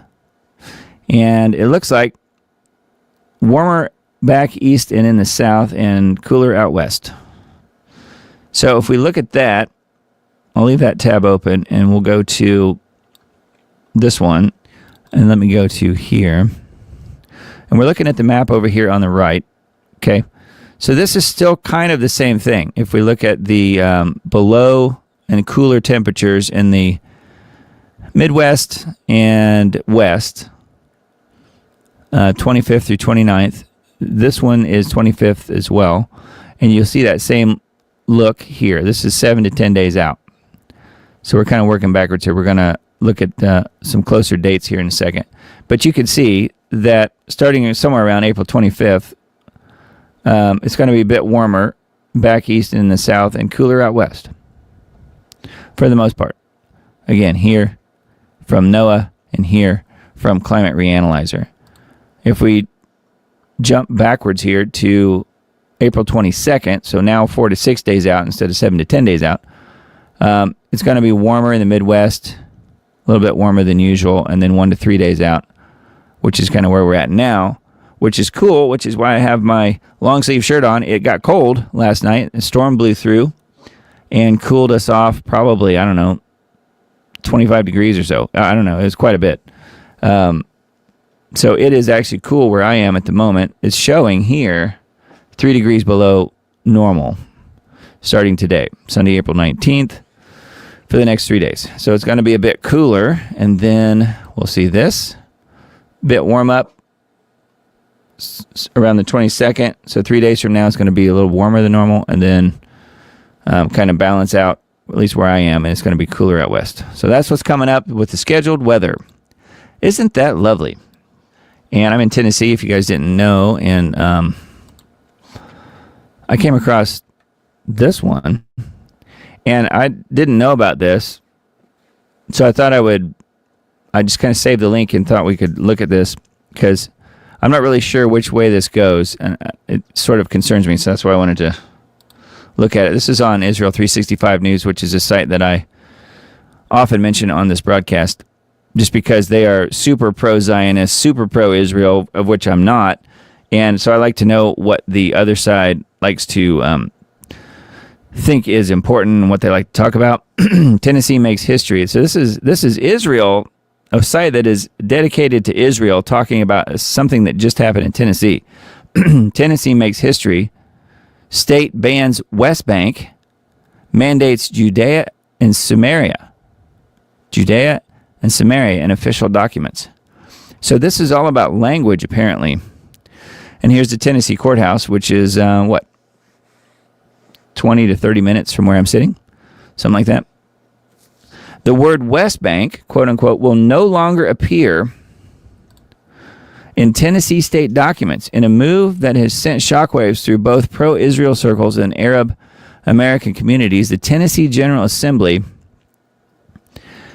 which, by the way, they're super pro-Zionist, passed House Bill 1446, the Recognizing Judea and Samaria Act. That's the name of it. The Recognizing Judea and Samaria Act, mandating that all state agencies, boards, and commissions replace the term West Bank with Judea and Samaria in all official communications. The bill now sits on Governor Bill Lee's desk awaiting his signature, with the law set to take effect July 1st. And he will sign it. He is a pro-Israel, pro-Zionist kind of guy. And do you think he would be in power if he wasn't? Probably not. The term West Bank was coined by Jordan after its illegal... Again, this is coming from the Israeli perspective. The term West Bank was coined by Jordan after its illegal occupation of the territory following the 1948 war, a politically engineered label designed to sever the land from its 3,000-year Hebrew Bible identity. Tennessee's legislation calls this out directly. The bill's text states that the ideological and cultural conflict over Judea and Samaria represents a broader civilization struggle between Judeo-Christian values and radical Islamic ideologies that seek to undermine Western democratic principles and religious freedom. So that's the reason for this, I guess. Leading the charge was evangelical Zionist Christian activist Lori Cardoza Moore, who also serves in the Tennessee Textbook and Instructional Materials Quality Commission. Her focus is on Israel television program she has a TV show called Focus on Israel that reaches an audience of over 2 billion people worldwide, testified personally before the General Assembly, and played a central role in rallying both Jewish and Christian leaders behind the legislation. I've never heard of her. I don't know why she has a TV program that reaches 2 billion people. That seems a little strange. That's her, I guess. Lori Cardoza Moore. Judea and Samaria are not just names or political terms. They are connections to truth, to history, and to our shared Judeo-Christian heritage, she testified. She framed the use of the term West Bank as an assault on American heritage itself. When we use the biblical names, we stand against modern revisionism, which seeks to erase the heritage not only in the land, but even here in our own republic. Judea and Samaria are the biblical, geographical, historical, and legal terms used for thousands of years to describe the mountains overlooking Israel's coast. This is the cradle of our faith, from towns like Shiloh and Bet-El, which is Bethel. From the plains of Minnesota to the hills of Tennessee, this is not just Jewish history, it's our history, she says. And it goes on. So very interesting, huh? So it's all about the verbiage in certain documents. They're not going to refer to West Bank anymore as a thing. It's just going to be Judea and Samaria, at least in Tennessee. Isn't that crazy? Anyway, yeah, not that surprising actually, because again, everything has been being redirected to Israel at this point, and not the Gentile church. So very, very interesting. Okay, so Linktree, I've mentioned this a few times. That is what the QR code up there in that corner is. It's got a little label on it now, so you know what it is if it's labeled there. So Linktree, if you scan that with your phone, you go to this page, which is all of the links for the Diamond Report. All of the different social media platforms that I'm on, and Substack and Subscribestar, YouTube, and all the different video platforms. I got accused this week by one guy, based on my normal Facebook posts. I typically will put the show up, the Diamond Report show, and then the links back to my different things. I'll put my Substack link on there. I'll put my Subscribestar link on there. I'll put the YouTube video link on there. I'll put the Rumble link on there, and those types of things. And he had a one-word post, one-word reply to what I posted on there, which is simply just me letting people know how to find the show. And if they want to support the show, they can. Here's how you do it. No pressure, right? That's how I always operate. You guys have been to this show. You've heard me on this show. I don't pressure people at all. I never would. And it's not, the money is nice to have as far as being able to support the show and pay my bills. Otherwise, it's just out of my pocket. And I'm going to do the show either way. It's nice to have help. That's all. So the guy's one reply to my post just said, grifter. He was accusing me of being a grifter for posting a link to my Substack and Subscribestar and telling people, hey, if you want to help, it's there. If you don't want to help, just ignore it. So I got accused of being a grifter on Facebook earlier this week. I thought that was just lovely. Just lovely, wasn't it? But I did get mad, and I didn't get defensive with the guy. I just left it alone. So anyway, I just thought that was interesting that people just automatically go there into the worst possible place. If there's one thing I am definitely not, it is a grifter. If anything, I lean toward the other way, more towards handling it all, doing it all myself, and not relying on other people to do anything for me, because I don't assume that they will. Susan says, I've been called worse. Yeah. Well, I have too. I'm just pointing out that was an interesting post from earlier in the week.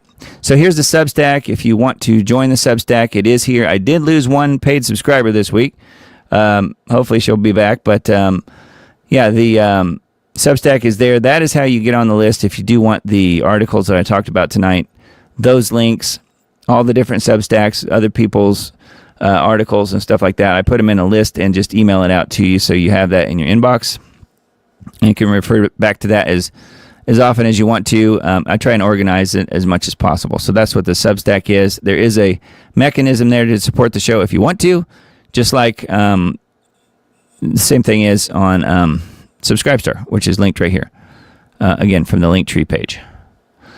Let's see what other items on the Linktree. I guess it's mostly stuff I've covered. It's all the social media platforms. There's a link to my business, my music business company is linked at the very bottom here.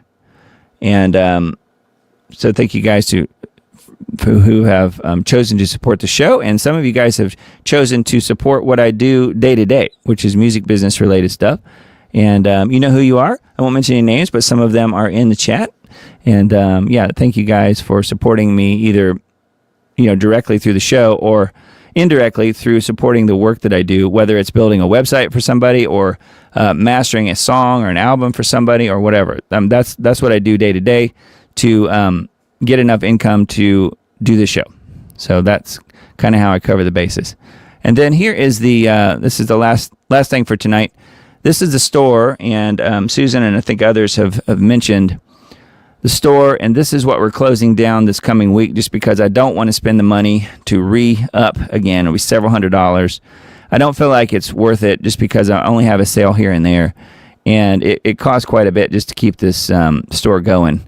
So the products are they're virtual from the standpoint of I create them in the store, and then when you order something, it's then printed and shipped directly to you from the store. So I don't ever handle any of the products. It's literally the order just goes to my supplier, whom I pay, and they create the product and send it to you. But I have created the template of each product by having, for instance, on these hoodies, these are the Conspiracy Analyst hoodies. You can see what it looks like here, and then some of the different colors that are available, things like that, and get some of the different, perspectives on it. It's got the logo on the sleeve and it says the Diamond Report. It says Conspiracy Analyst in this case. So those are hoodies, and then there are other things available as well. Anyway, this store is being shut down on April 22nd, at some point on the 22nd. So if you guys want one last chance to order something, it is there. And if we ever need to, we could bring the store back probably in a different way, hopefully a cheaper way, later on. But I'm probably just going to shut it down and leave it shut down for a while, just because, again, it wasn't paid for itself. So I don't want to keep spending money on the store if it's not going to pay for itself. It's just kind of silly to do that. So anyway, T-shirts are available, long sleeve T-shirts, short sleeve T-shirts, hats, and all that stuff. And that will be shut down at some point on the 22nd. So watch for that. If you guys are interested in that, feel free to order something or not. And again, no pressure either way. So I thank you guys for being here with me tonight and hanging out with me through the entire show, and had quite a few people watching tonight. So that's really, really cool. I really appreciate that. And I guess we'll do it again next week. So next week is the 26th? Is that right? April 26th, 9 p.m. Central start time is what we'll do. And we'll do it again then and see what other trouble has been accomplished by Mr. Trump this coming week. I'm sure it's going to be considerable. Looks like they're going back to direct war with Iran. Not that it really ever stopped, but it kind of slowed down, and I think it's going to pick back up this week. But we will see. So let me make sure I didn't miss any other comments from you guys, and we'll call it a night tonight. Doug, will you post the Trump numbers link in Substack? Yes, I sure will. Yep, I sure will. That was a neat one, I thought. Not to mention the 2018 mint. The coin. I thought that they were going to go to the coin discussion as well in that post, but they didn't. Yeah. William says, who's winning the Lego war? Not Trump. Not Trump. Iran has put out some amazing Lego videos real recently, and they're all really good. The Matrix was not a sci-fi movie. It was a documentary. Yeah, I think it was. Definitely. All right. Well, thank you guys for being here tonight. I really appreciate it. And again, we'll do it again next week, and we'll wrap it up, and I can close with one more video, I guess. We've got another one here in the queue. So yeah, we'll do it again next week, and love you guys, and make sure you keep Jesus front and center in your life. That's the real key here. That's what the purpose of this whole show is to bring the good news, the gospel to people, that they hear it and can hopefully make a decision for Jesus, and know that it's having Jesus in your life that really, really makes a difference. And, just continue to ask for your prayers for myself and for my family. And I will continue to pray for you guys. If you have anything that you want to share, you can do that in the band group. If you have specific things you want to pray about, I don't know if I have a banner set up for that or not. Let me look.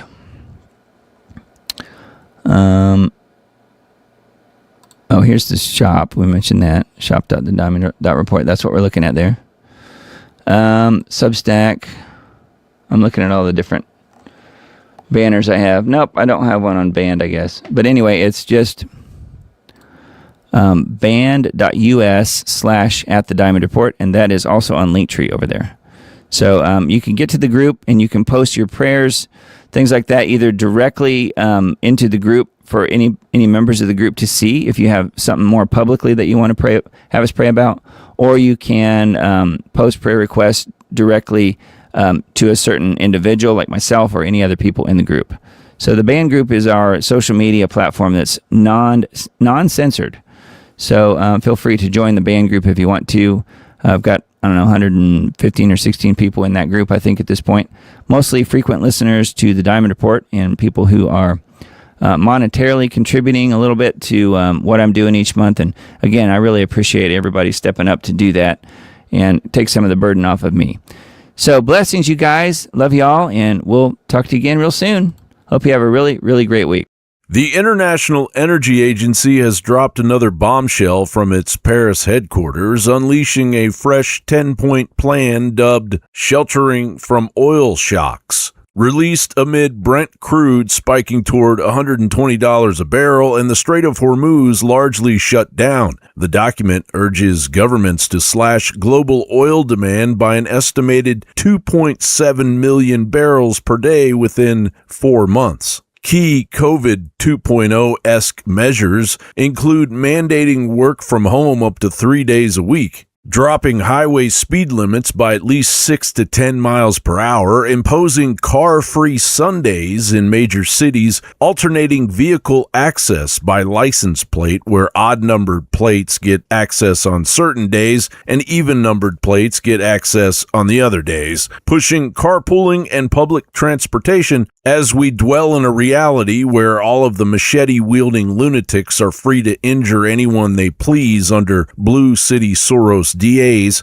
cutting non-essential business flights by 40%, and promoting efficient trucking and rail alternatives. Yeah, you know, the trucking industry rife with illegal aliens. This illegal immigrant came into America in March of 2022. He was given a federal work permit by the Biden-Harris administration, and Gavin Newsom gave him a CDL license. On this day, he was driving intoxicated. When the traffic in front of him slowed down, he didn't slow down, and he plowed right through 8 cars, immediately killing 3 individuals and seriously injuring 4. And the rail alternative from the likes of the $16 billion California Governor Newsom burned to create nothing. If you want to be big, you got to be big in big things. This is the only high-speed rail system of its type anywhere in the United States of America. You could talk all you want. You guys are actually delivering, making things happen. On the surface, it reads like pragmatic crisis management for a genuine supply crunch. But we just went through this engineered behavioral control bureaucratic nightmare, and in some respects we still are. And I guarantee the American people are not gonna line up like sheep this time. This isn't the first time the IEA has rolled out such a blueprint. Back in 2022, amid the Russia-Ukraine fallout, they issued an almost identical 10-point plan to cut oil use that pushed remote work, slower speeds, car-free days, and reduced air travel, measures that conveniently aligned with the post-COVID new normal of emerging restricted mobility and digital surveillance. Now, in 2026, the agency is recycling the playbook under the guise of sheltering consumers, with language like immediate actions for advanced economies and heavy emphasis on limiting personal freedom of movement that will quickly morph into policy mandates, fines, internment camps, and enforcement grids. The IEA's own net zero by 2050 roadmap has long telegraphed the endgame, slashing fossil fuel demand not through abundant, cheap energy, but through rationing your lifestyle. The populace corralled like sheep, all while the elites jet between climate summits and award ceremonies. Expect the usual cascade towards establishment insolence, where corporate compliance, media cheerleading, and gradual normalization of surveillance apps to optimize your carbon or oil footprint ramp up. The Agenda 2030 goal is less than 4 years away, and the fools are going for broke. John Bound reporting for InfoWars.